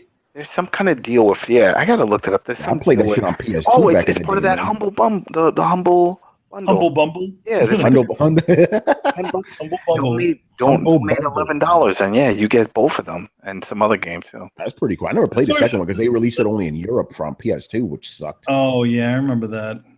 I was pissed. I love Destroy All Humans, man. Anyway, anybody else want to say anything else about this controversy? Do your homework, Gearbox. Yeah, do your homework, Gearbox. You brought it on yourself, man. How come you just didn't do that shit on your own? Why did you need to hire somebody outside? Yeah, seriously. Yeah, stupid. Why these guys? All right. Next question here. This one's a little bit of a long one, so bear with me here. He goes, I don't know if any of you are aware of a podcast called the Gamer Couch Podcast, hosted by a guy named Fox. Well, he recently tweeted out that he has multiple inside sources who claim that Microsoft is more interested in securing timed third-party exclusive deals than they are in investing in new first-party IPs in order to push hardware sales. I asked the Inner Circle and Jez Corden over at Windows Central, a guy who leaked the Scorpio spec reveal, and both got back to me and said they weren't aware of anything like that and hadn't heard anything to that extreme as of yet. Fox has a pretty good track record, but if this holds true and Microsoft pulls another Tomb Raider at E3 this year, that will go against Phil's very public statement about it being, against such deals. What are your thoughts and speculation on this? Before we answer a couple of things here. Yes, I do know Fox. I was on his podcast a while ago. He's a really cool guy, very funny. The guy has like the smoothest, silkiest voice on the internet, and he's like half Irish, half Jamaican. So he has a very interesting kind of accent. The thing is, I've known Fox for a while on Twitter, but I've never known him to be like an inside source type of guy, right? I didn't know he broke leaks or anything like that. I just thought he hosted a really cool podcast. So I can't speak on, again, I'm not trying to say he's right or wrong, but I can't speak on the validity of any of this because, I've never known this guy to break anything. I'm not dissing the guy. Obviously, I'm friends with him, but I can't take him as a source, right? As for this Jez Corden guy, I will say this, just funny stuff. I'm not dismissing him as a source, but the guy is a huge, even though I guess because he works for Windows, the guy is a huge X-bot, right? I've gotten into fights with him on Twitter. He blocked me, eventually, and he supports BGST and Crap Gamer and Moosh. So I'm like, yeah, you're suspect right now, bro. So take what he says as you will. But let's get to the heart of the question, right? Do you expect Microsoft to actually break their promise that they're not going to do any more third-party deals? Because I sure as shit expect them to. I sure fully expect that. I fully expect that. Yeah. To be honest, it's like that's just hearsay at that point in time. I don't. Yeah. They need to fill. Here's the thing. They need to fill the void somehow, even if it means holding up a couple of games to do that. Yeah. Well, that Microsoft has never been known to be real honest with its customers. Yeah, so I mean, I definitely think that they're gonna. This sounds like something that would happen in the Microsoft Xbox division. To be honest. Yeah, and here's the part I want. I want them to do this because I want those same guys who are talking about how Sony is being anti-consumer for having all those third-party deals and first-party games. I want to see what they have to say when Microsoft. What they'll say, man. This is great for Xbox gamers. This is pro-consumer. Watch that shit. These guys are going to flip-flop like crazy. Fuck that. So I want that to happen. But yes, I fully guarantee you that Microsoft will make third-party deals. It's gonna happen, and when that happens, I will have my popcorn ready for these Xbox to flip flop. I'm gonna love it, Yeah, I don't see any reason why they wouldn't do something like that. Yeah, they're gonna do it. They're gonna do it. I don't know if they're gonna do it at E3, but they're gonna do it. I could definitely see that happening. All right, a couple more questions. We got these from the chat here. Actually, no, this one is from last week. I wanted to just bring here, Mr. Daniel Johnson. All right, let's get ready for this one. Do you think the Switch will last even 2 years? I'm gonna let Chris and Brett go on this one first. You know my answer. I think if they don't get a Pokemon game soon, that thing is fucking dead. You know. I think it will, but I think not before they do something something like having more of them on their market, and maybe to kind of push it, maybe drop the price a little. That's not happening. I don't know. All right, Chris, go ahead, man. You've spoken about this at length, but please enlighten us. Oh, my theory. I don't think they'll make it through the end of next year, as they are. I don't think that hardware is going to especially not 2 years. You're talking like 2019 that they're going to hold up. Nah, I don't see it. All right, keep going, guys. Get in here. Well, I mean, I think we'll see it. Well, let him go. Yeah, no, I'm absolutely convinced we'll still see it in 2 years. I don't understand the basis in which everybody is like Chris. Why do you say? Like, what leads you factually to believe that it won't be here? You didn't read his editorial, did you? You got to read the editorial, man. I wrote a whole long editorial why I think this is not going to last. This is going to be worse than the Wii U for them, and it's for several reasons. They haven't learned anything, so they're releasing games in drips and drabs, which they absolutely can't do. They're not doing anything to ingratiate third-party developers, even though I don't care what their rhetoric is. I don't care if they say that they have 200 games in development. If you don't list what they are, who's publishing them, and when they're releasing even a quarter, then I don't believe you. Nobody's announcing games right now. Yeah. Oh, everybody's announcing games. That's bullshit. That's complete bullshit. They have 80 plus games in development, Brett. Really? You live in Kansas. Kansas is the show me state. I say show me. Where is it? I don't expect to be shown something this close to E3. I mean, I don't care. Yeah, that's an old school line of thought. Reggie has done nothing in 2017 but lie constantly. Yeah, I'm not listening to fucking Reggie. But the dude lied that Minecraft was.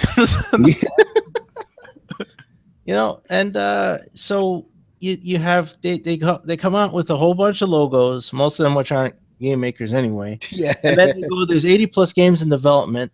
None of them are mentioned. Publishers that came out left and right saying, "Oh, this isn't coming to the Switch." Like Persona 5. Sega came out and said Yakuza 0 wasn't coming to the Switch. EA had to quickly go and scramble and say Mass Effect wasn't coming to the Switch, even though they throw up all those logos, right? And then what are they getting? Old FIFA. They're getting Rayman. They're getting like all these old games. What are the games coming to the Switch? We sit here and say the games are most important, right? We sit here and say Scorpio is nothing without games. We cannot say for one that is the most important thing is games, and then say for the other system, well, no, they get a pass, right? Because 34 years ago, they single-handedly took the game industry on their shoulders and carried it across the goal line. Like, no, they don't get a pass for that. You know what's funny? Just sticking on that, I'll let you go, Brett. But just sticking on that, I find it funny how most like arguments I have, with Nintendo, about Nintendo, with Nintendo fanboys always devolve to, oh, but they saved the gaming industry. Yeah, years ago. We're not talking about that shit now. It pisses me the fuck off every time. But they saved the game industry, Tony. Don't you have respect? Get the fuck out of here. I hate that shit. Pisses me the fuck off. Anyway, go ahead, Brett. Well, I mean, I'm judging it on like. First of all, I mean, the sales are really healthy. The demand is really healthy. Sales, Brett? They sold 1.5 million out of 2 million units. 2 million units, which didn't even release yet. That's healthy. Yeah, that's pretty. What's healthy about it? It sold all. It shipped 1.5 to North America. That's pathetic. And they claimed they were going to have 2 million. Yes, not when you have PS4 selling 1 million units in North America in a day. In a single day, they have supply problems because they're pulling the same artificial scarcity bullshit that they always pull. So they have supply issues. Every week we're hearing about another hardware defect. This is not things that are healthy for game sales, especially people who are on the fence or are scrounging around trying to find money to buy this fucking thing when they can't find it. And I've seen a lot of people in a lot of other conversations besides Reddit saying that they're giving up looking for a Switch because they either can't find it, it's too goddamn expensive, or they're worried that they will buy one with defects and they don't want to deal with it. So all these things Nintendo is not answering because you have an aquarium in your house, so it's obviously your fucking fault. And you just have a recipe for disaster. Again, their hubris knows no bounds. They have learned nothing from the past 2 generations. The last system that they had was a contender with everything else around it was the GameCube. So you just talking that they have set themselves on a road that it goes straight down. But okay, and but they would rather be okay, riding all of first it, class Chris, on the Titanic that's sinking than make changes. So all of this good is luck to them. anecdotal. All of this is anecdotal. The No, only it's not anecdotal, man. Don't tell me that bullshit. Don't feed me that line. It is. The only I numbers worked there we for fucking have 5 to go off years. of You're are gonna tell me did I they don't release? know what No. the fuck I'm talking about, right? What? I've been in the game industry for 6 years. I spent 5 years there and 1 year at Rockstar Games. That is the definition of anecdotal. How? Okay, so Personal experience over the data information. That is what anecdotal means. No. Okay, so take all the data I presented. Take all the trends I present. I have them all. Yeah, the only thing that you did is the only thing you did is debunk the ability that this thing is going to be a massive success by stating that it's followed the same numbers that the Wii U did. But just because it followed the same numbers that Wii U did, I said it did worse. I said the Wii U launched with 35 freaking titles, and this thing launched with what, 8? Okay, 7? Are we talking about titles or are we talking about number of consoles? I said I started this argument saying that games were important. So let's start with that statistic. Wii U launched with 34 titles. Okay. Its life only selling 13.5 million units. Yeah, and the Switch launched with one of the most in-demand titles with one of the highest Metacritic and critically acclaimed games of all time. That was also available on the Wii U. So what? Okay, let me give you another statistic. Breath of the Wild is the worst selling console Zelda ever. Period. Okay? Let me state that for you. Go look on VG charts and go look at the trend of Zelda. There aren't that many. Okay, that is falsifying it. Okay, I'm falsifying. Oh my god, really? dude! What is the fucking attach rate to the Switch? If it is the worst selling console or the worst selling game, it's because there aren't that many Switches in the wild. Which is due. We just said it was due to production. It was due to production. No. Hold on. You yelling. I get in here for a second. It's my turn to fucking holler.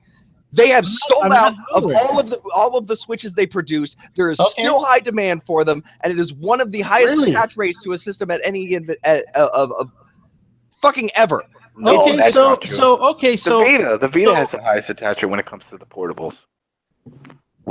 Attach rate of it was a 5 or something, a 5 to 7 attach rate. No, I'm saying like 90% of the people who bought a Switch bought Zelda. And if you're telling me that's an attach rate of one game, and you're talking about after that game is done, people are going to put this thing down just like. But you just tried to use that game as data. You're moving the goalposts all over the fucking field, man. No, I'm not. We're talking about sales at 1 minute. We're talking about game sales in another minute. We're talking about developers in another minute. Like, what the fuck are we talking about? We're talking about all the factors that would make a system. Well, let's talk about them one at a time then. Let's talk about. They don't have developer support. They don't have games, and the system isn't. It doesn't have the availability to actually meet their demand. All of these are factors that will make it sell less than it could potentially sell. You're talking about attach rate for one game. That's all they have is one lousy game to get excited about. The response to you saying that Zelda was the worst selling console Zelda of all time. Like, you got to let me address a point before you just move on to another point. Okay. No. Let me finish on that point. My point is, if you're saying that it is so far the worst selling Zelda of all console history, that's not that you're not talking about Zelda. That's talking about the amount of consoles that are out there, and the amount of consoles are 13 million Switches. Wii U's out there. What's that? Aren't there 13 million Wii U's out there? Yeah, it also was launched on the Wii U, Brett. If we're talking about Zelda, we got to talk about every system it's available. Okay, nobody. No, you can't.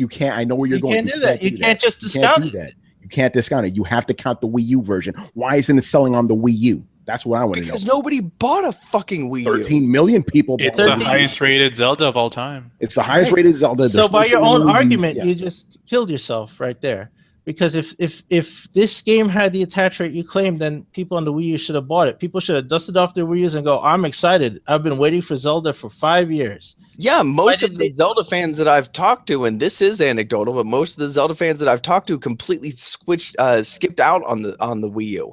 There's been a lot of people who are old school gamers they had the same reaction we fucking did. We bought the Wii, we got pissed, and then we turned away from Nintendo. There's a profile that I'm finding to Switch owners, and they're older, and they tend to be more retro gamers. They tend to be people like Manny with jobs and not a lot of time, and that's why they're just coming back into the fold now. It's a different audience than the Wii U. Right, so does that audience make up for the people who did embrace the Wii U? No, here's all I'm saying is that they've sold all the units that they've produced. So you can't deduce that they're a failure because of that. Sure I can. Just because of that. No, because of trends, Brett. I can deduce because of trends.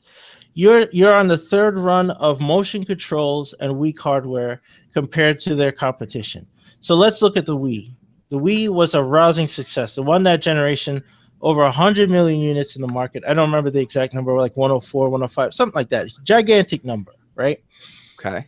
Then you get to the Wii U, right? You're talking about it dropped in sales. It only sold 1/9 of the number of units that the Wii sold.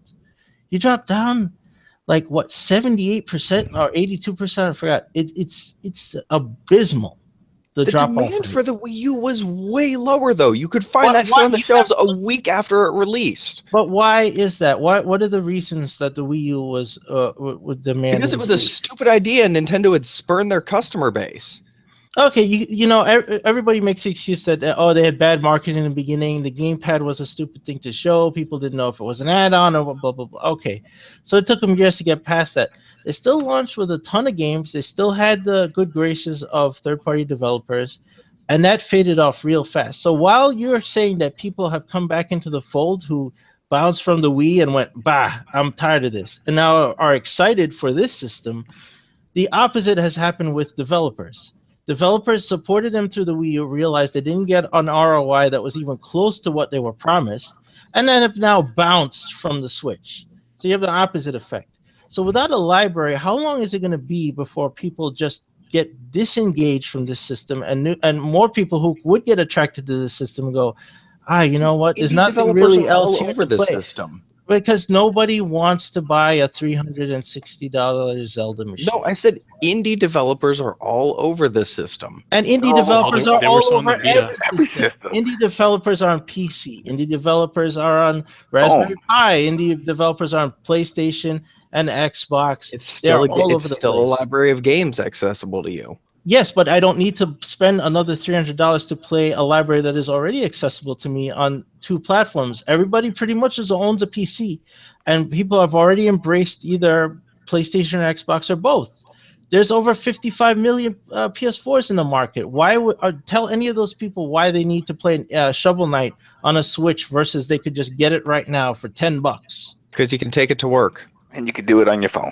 Who cares? I have a short commute. There are lots of people who care. I would say everybody who bought a 3DS would disagree with you there. I bought a 3DS and I didn't buy any of the ones that I already had. I only got games I didn't have. I have a 3DS and I have an iPhone, and there's plenty of people who already have a 3DS. I have a 3DS. I enjoy it handily. It's a great system. But why do so? Why don't they're going to stop supporting the 3DS? Okay, so they stopped supporting. I still have PlayStation 3. I don't buy games for it. I still love it. Yeah, but so they stopped supporting. There's no reason for these people to jump over, especially for 3DS people. I think it's worse because they took away the features that made the 3DS unique to those people, namely Street Pass, the Street Pass Plaza, and all those features, a swap note, all those things. They took it away from them. So what is the draw for them to go spend $300+ to get another portable? Yeah. Not to mention they just released one last year with that new version, and that was a letdown. I got that one, and I'm like, yo, nothing special happened. It burned me. Yeah. A lot of people feel burned, Brett. That's the point. No, a lot more people than you are saying that feel like they can jump back on the wagon after taking a break from between Wii and now. A lot more people feel pretty goddamn burned, especially Wii U owners. All 13.5 million of them. Well, I mean, their stock is doing amazingly even right now. Their hype train is doing Is amazingly. it? I Right thought now. the stocks dropped dramatically. Stocks dropped. Yeah. Stocks dropped. This stock is in the toilet. This stock dropped. Who told you the since the stocks are Super good? Mario You can look it up right now. Dude, I'm looking at a graph right now that compares the raise and drop of sales during both the Switch, the Wii U, and the Wii release. Wait, are you talking about sales or stocks? Stocks. Okay, let's look at the Nikkei right now. I fucking love this. Okay. Ooh. So, all right, they're Where's this? over a year. Yeah, it's basically flatlined. You can see, okay, go 1 year ago. You see July 19th, the peak. Yo, Chris, man, screen share, man. Let's go. Oh, okay. I love this shit, boy. Remember how to do it, man? Yeah. Where is it? It's on the side. Just everybody. Yeah, because I've done multiple reports about how Nintendo stocks, like they, you know, like they ain't doing too well, man. All right, there we go. Okay, so what are we looking at here? Right here is right here's the day they announced that they didn't have much involvement with Pokemon Go, and this is the tragedy of that. That went down also. I remember when that happened. It lost 10,000 points. So here is trends going up. So you have September. I think that's about the time they launched that hipster trailer for the Switch, and then see this drop here. I think that Super Mario Run started falling again.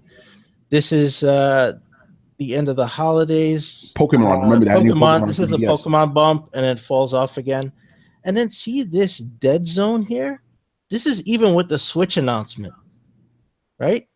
This is the Switch announcement. Yeah, because nobody had faith in the Switch until it launched. All right, so now even Nintendo themselves didn't. It's March 3rd, right? It trends up. Zelda is out, so it comes up. But here it falls off again. So what do you have between this day and Odyssey, right? Because really, who gives a shit about anything else coming out in between? Well, it's interesting that you ask. If you pull up the graph that I have, I'm showing the relative gains and losses of shares during the month of sales, during the first months of sales. And actually, you've seen a bigger gain in stock shares from the Switch than you have any previous iteration of their console launches before. Yeah, but this is out of context. You take 1 month of trends. You don't know. Do you understand what happened before the Wii U launch? Why it was trending down? Do you know what was going on? The Wii was dead for 5 months before this thing came out. There was nothing going on with the Wii after Skyward Sword. Not a damn thing. This is why this graph is like this. This is the first you see that one is from 2006, one is from 2012, one is from 2017. Right, exactly. You need context for these things. You can't show. I'm showing you a year graph, and you're showing me a 20. Because we only have a month's worth of data, and that's my whole point. Not enough. That's not enough data to say whether this trend will continue or not. Exactly. So you can't just running around saying complete doom and gloom because there's not enough data yet. There's enough data for a sales trend and sales comparison, but you're talking about a stock trend. And this is not enough data for a stock trend or a stock analysis. I'm talking about a sales trend, not a stock trend. So you think two different things. You think barely being out for over a month is enough for a sales trend? Yes, even though they haven't released a second production run in a while. Yes, because there's parallels going on between this and the last generation. There's parallels going on with the system marketing, and the introduction, and then the launch. But while I would agree with that, and while I would agree with a lot of what you're saying, my point is, though, that's not fact. That is your take on what is going to happen. The truth of the matter is we don't have enough statistics to say. No, I do have enough statistics, and I've already presented them. Here's the problem. Here's not what you're not understanding. I'm formulating an opinion. A trend and a prediction is the same thing that Michael Pachter gets paid tons of money to do. He takes trends and numbers, and he makes a prediction, right? And I've been making predictions based on my opinion of data going forward. And honestly, like in the last year, I have not missed a fucking beat on that. So if you want to debate me, why don't you just go back to my track record, go listen to the old shows where I made calls and predictions about what was going to happen.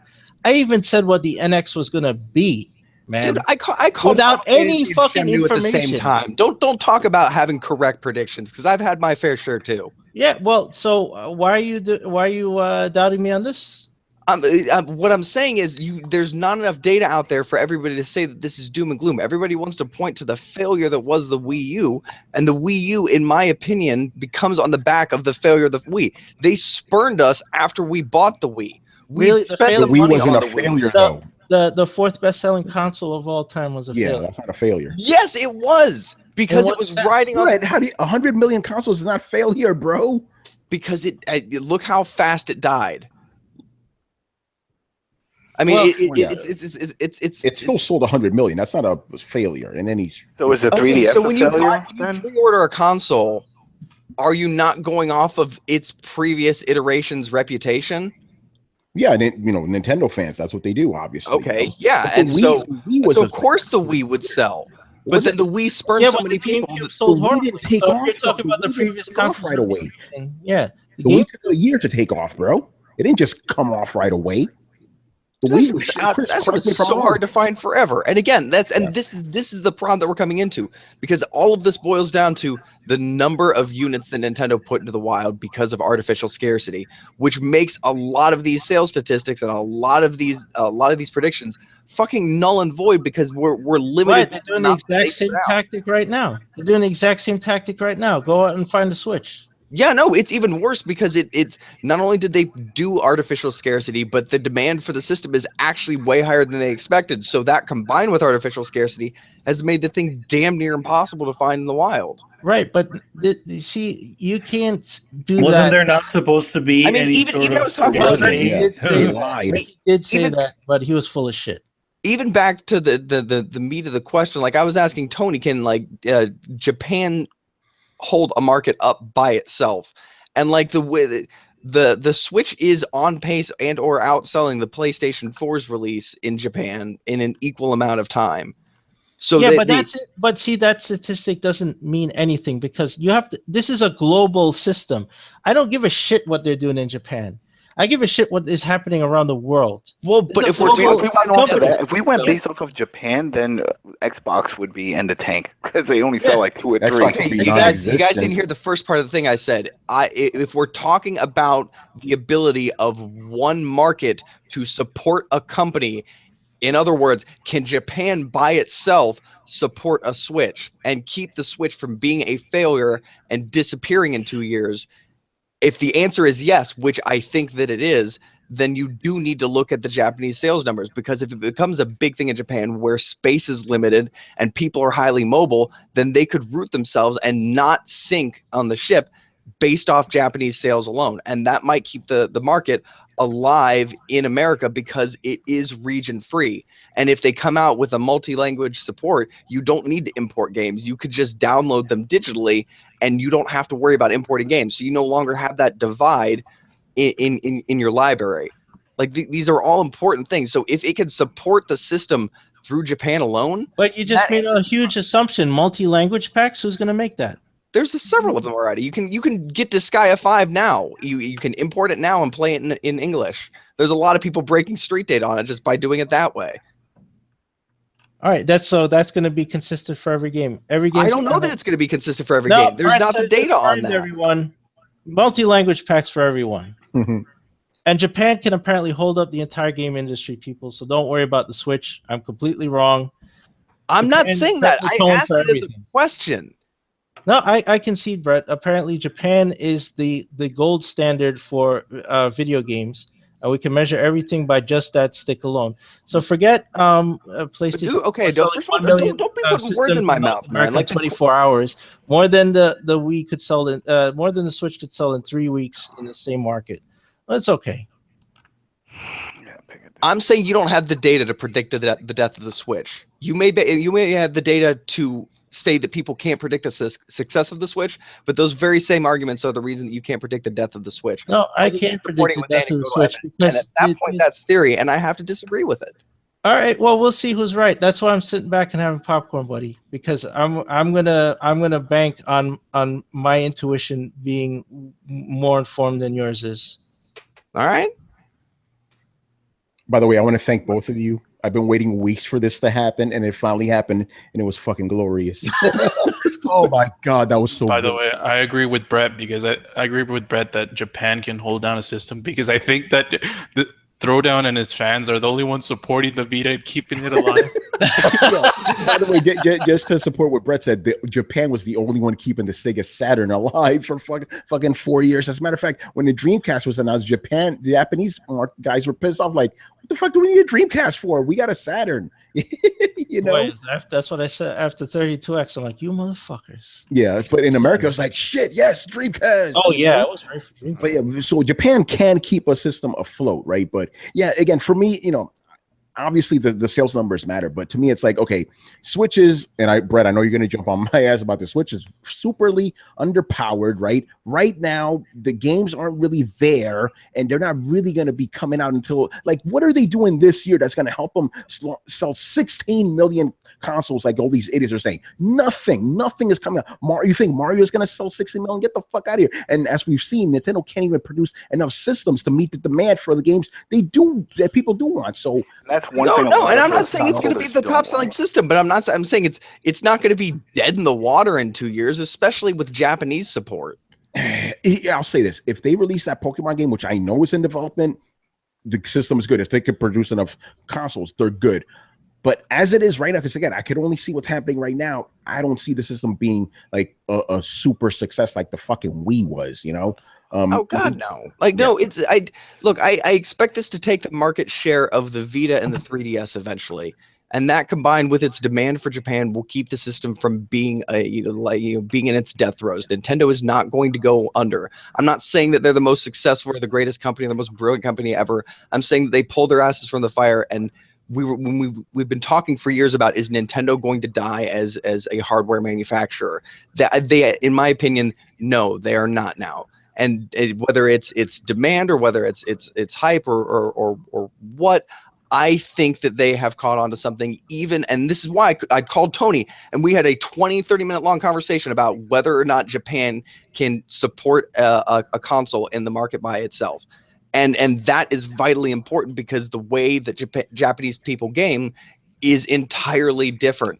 It's again, small spaces, highly mobile. Like that even now, it was more successful. Just want to carry one device. They don't want to carry multiple devices. Right. I think the Wii. And see, why would the Switch not replace your Vita? When you talk about, it's not going to replace my phone. That's what I'm saying. Yeah, what's that? It's not going to replace your phone. I need to mention this real quick. Yeah, I think what Brett's coming to is kind of like more of an emotional point, because he sees what the Switch can become and its potential, that he sees greener pastures in most, but you still have to put into account that it's Nintendo running the show, and they have to be competent enough to sustain and progress with the evolution of what the Switch has to be in order for it to be successful.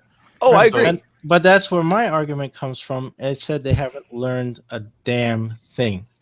So how do you expect these guys who haven't skipped a beat since the last generation, coming into this one, are going to make the changes necessary to pull their asses out of the fire? Because they're going to hold the entire library of the 3DS hostage. Well, that's only going to make people walk away. That is not a viable business strategy in any means. Holding the 3DS library hostage users for years. They do not give a fuck. It's like 50 Shades of Grey in there. People are not going to take that, and not in 2017. Not when we have multiple news sources. Not when people are going to say, "Hey, they're holding the fucking library hostage." You know what people are going to do? They're going to just fucking walk away. They're not going to give Nintendo $300 for fucking extorting them. They're going to walk away. And then you got things coming on the horizon. They could go get a cheap PlayStation. They could go get an Xbox, or they could wait for Scorpio. They got options. So what do you think? They're going to keep supporting the 3DS? No. That's not what I'm saying. But not gracefully degrading it is also a mistake. just chopping it off like pow, gone. Oh, just no, they're not going to chop it off. They'll slowly put it out to pasture. They'll just say, you know, the developers had the choice to develop between 3DS and the Switch. They decided to go with the Switch. You'll see a slow migration, but the point is that eventually all your 3DS games, all the sequels are going to come out on the Switch, and that's what's going to transfer the market share. Nintendo is just taking the mantle off of its own shoulders, and if it can manage to do that, which, let's be honest, the Vita's been out, and the Vita has not dethroned the 3DS, and not even close. So if it can take the mantle from its own shoulders, which it should be able to do unless it completely shoots itself in the foot, then you don't have to worry about it shriveling as a system. And remember, that's where I'm coming from in this argument. We're talking about, is this system going to be dead in the span of a year? And I say there's too many things parachuting it for it to be dead in a year.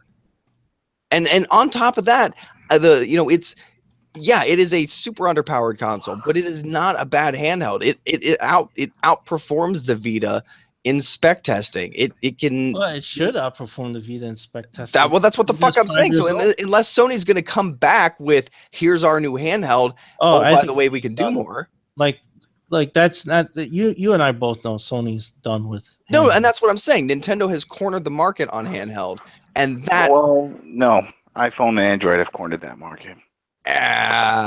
I'm telling you, man. We know that it doesn't matter. It's games, and we saw with that report of what developers are working on. They see where the money is. It's a niche audience now for gaming handhelds, proprietary gaming handhelds. They're not. It's not what you think anymore. You're from an old generation. I'm from an old generation. Younger generation play Minecraft on their phone. That's like saying that's the same reason reality TV became popular. Like those games are so fucking cheap to make, and they take so little developer effort and time 90% of the time, and they're just such hackney short games that they would never fly as actual console. Like they are shallow by the standard of indie games. Like the shallowest of Steam games are way deeper than some of the most in-depth mobile games. So yet they sell the most. Yeah, and we can all say that one of the reasons that Nintendo isn't going to survive, or one of the reasons that's not going to help Nintendo survive with the Switch, is third party, because I think third party support is going to be like absent with this generation. It's up to Nintendo. And what's that? It's going to be Steam games. I mean, you're already seeing it. You know, Binding of Isaac, Stardew Valley is coming. There's games, though, man. What's that? Old games, though, man. Like, everybody can play those on their computer, you know? Okay, yeah, but like, what do you think happened when the PlayStation 4 launched? We had a bunch of PlayStation 3 games ported over to it. Like they did them kind remasters. You know? Yeah, that's kind of par. You know, these ones are remasters and they're optimized. Like that's kind of par for the launch of a console. So I really don't see it, as long as the exodus of ports doesn't just continue with a bunch of 5-year-old games. Like I don't necessarily see the problem with that. Like yeah, you can buy a PC and get the game on Steam sale for $5 and not have to pay $40 for it, but if you're talking strictly about, will people with a Switch have games to play that will pad out the Nintendo's first party releases? Yeah. Will they be big AAA party games? Like, no, probably not. Will they be shovelware? No, probably not. They'll probably be the things that have been tested and proven in the waters of Steam. And honestly, I'd rather fucking have it that way, because Steam is a fucking wasteland a lot of times. You have to know or watch for games to start to trend or things like that, or read a bunch of reviews to find there's no fucking standard there. So if you want to take the cream that rises from the top of the Steam stuff and throw it on the Switch, I'm fine with that. And I realize other systems are doing that too, and I can get that experience on another system. I just, like I said, every indie game I'm buying now, I'm buying for the Switch because it's going to be fucking portable. I think if the Switch added a phone option, then it'll be relevant. But until they add that add-on, I don't think it's going to make a difference. I think this generation is already past gaming handhelds. We're just that could be the case, man. That could be the case. Also, men that are believing in old tech. It's not. We're phasing out. You don't understand that. We are phasing out. Kids today, they got their tablets. Here's the thing. I just need to say this. There's still a market for dedicated handhelds, but it's just not as big as it used to. Yeah, it's a niche market. Yeah, it is. It's totally a niche market. And Brett, look at this. Look at the sales from Game Boy to 3DS. The 3DS is the worst selling handheld Nintendo has. And the reason I say that is because it's true. Go look at the numbers yourself. And the 3DS was successful. So how are they surviving? Is my point. Like, if they're not surviving off the slim pickings of this niche audience. Because they're barely surviving. I also wrote an article about breaking the myth of invincible Nintendo. I took that whole 10 billion, they could survive for 50 years on whatever, and I did all the math, and I put up all the graphs and charts to show that rumor, well, first of all, was based on nothing. Nintendo Gamer UK completely... What? I said, I'm not substantiating the idea that Nintendo has a big bank account. We've both been down this road. We both think it's ridiculous. My point is, like, they've been living off of just scraps for the last couple of years. If we're talking about, again, returning to the question of, can they live off at least the scraps of this and their handheld market for the next 2 years before going belly up as a company? Yeah. Now, if we're talking about 5 years, the question changes completely. But if we're talking, the question was 2 years, and I don't think they'll last 2 years. Even if I'm wrong, even if next year they limp over the finish line there into 2018, they ain't gonna last 2 years. But that's just my opinion, man. You know, I agree, and I agree with you, brother. You know, and here's the thing: it's like they have put all their eggs in one basket. There isn't one thing that's gonna prop up another. Game Boy always propped up low sales. Game Boy Advance propped up low sales of the N64 and GameCube. 3DS propped up the Wii. They're using this to replace their Wii and their 3DS. Just there by itself. Now they have put all their eggs in this basket, and I think that is a huge gamble that could have worked out if they had done several things. One thing is they should have waited and incorporated the Pascal-based Tegra into the system to make it more powerful. That's what they should have done. So this should have been launching during the holidays. It shouldn't have launched now. It launched too early. Secondly, they should have put in simple changes that could have eliminated these problems. Don't skimp out on Bluetooth antennas. That's silly. That's like an extra 30 cents you could have put in there to avoid the Joy-Con problem. The dock didn't need to look like a sandwich. It could have been a lot simpler, and put some goddamn Gorilla Glass in there. Gorilla Glass is cheap now. Apple has refined that to a goddamn art form. Right, I do want to move on, but I will say this: shatters. Yeah, I do want to say Gorilla this. Glass shatters if you slam it. Wait, dude, I can't. Dude, like 1/3 of the people that come through my shop with an iPhone have a broken screen. Well, what the hell are they doing? Punching each other with it? I don't fucking know. No, but you know what? I lived in New York. I didn't see anybody with a fucking shattered iPhone. Yeah, everybody was holding that shit out, waiting for it to get snatched. I didn't see those shits shattered. Now I forgot the point I was going to make. Oh well. Oh yeah, this is what I was going to say. Just real quick, little off topic, but still on it. I think if the Switch is successful, I guarantee you they're going to make a better version. I guarantee. Yeah. There'll be a new version. There'll be a better version. You know? It'll be called the new Switch, just like that. Anyway, let's move on here. Great fucking conversation, by the way. / debate. Love it. All right. Okay. Do you think the video game industry will crash again like it did in the 80s? No, I don't see that happening. Nah.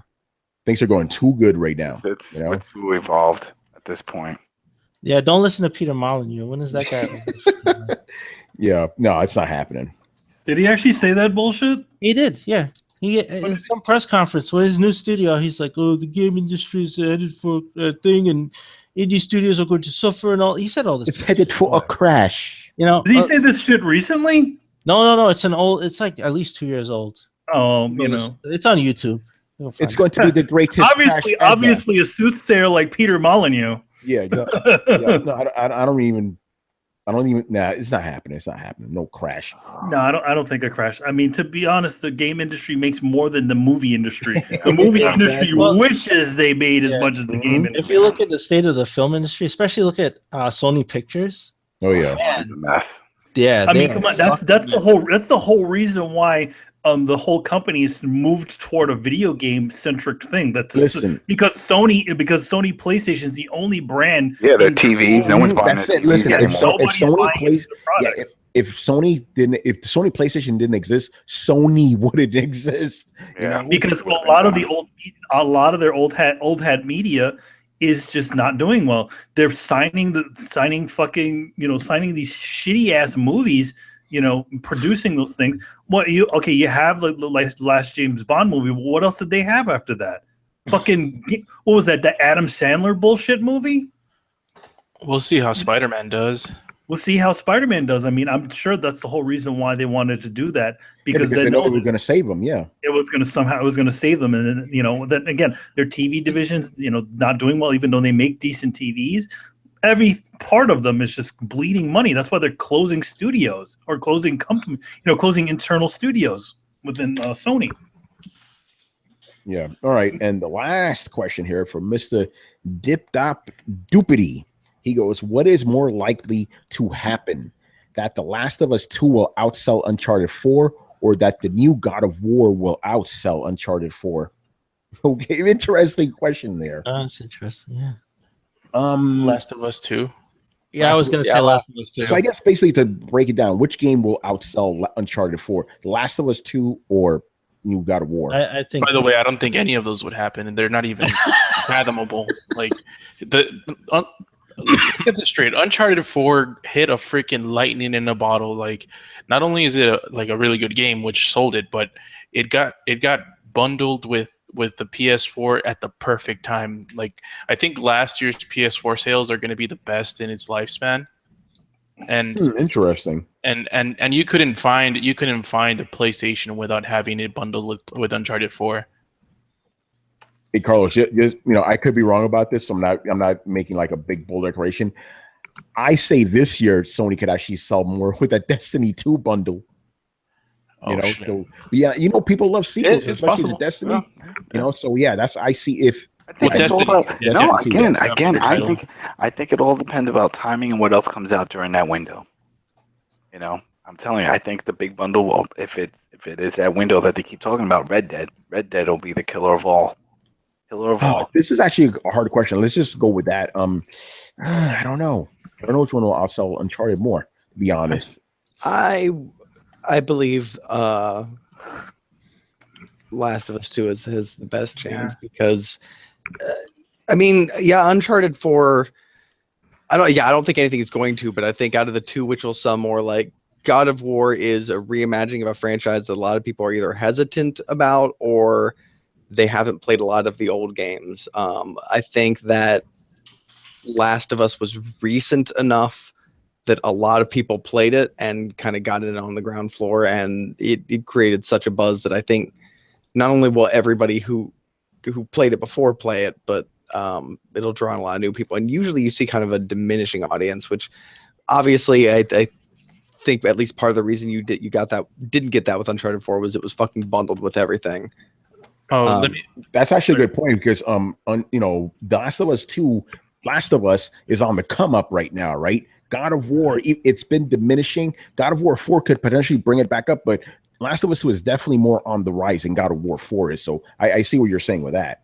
And by the way, that the PS4 version of The Last of Us, not the PS3 version, has outsold any God of War game that's ever come out.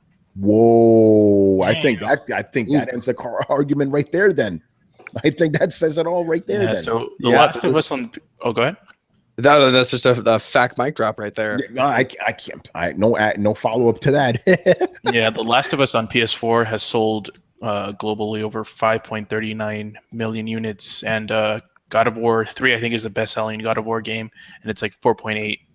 Yeah, no, forget it. The Last of Us 2 it is then. All right. So once again, we're gonna try this contest once again. Okay.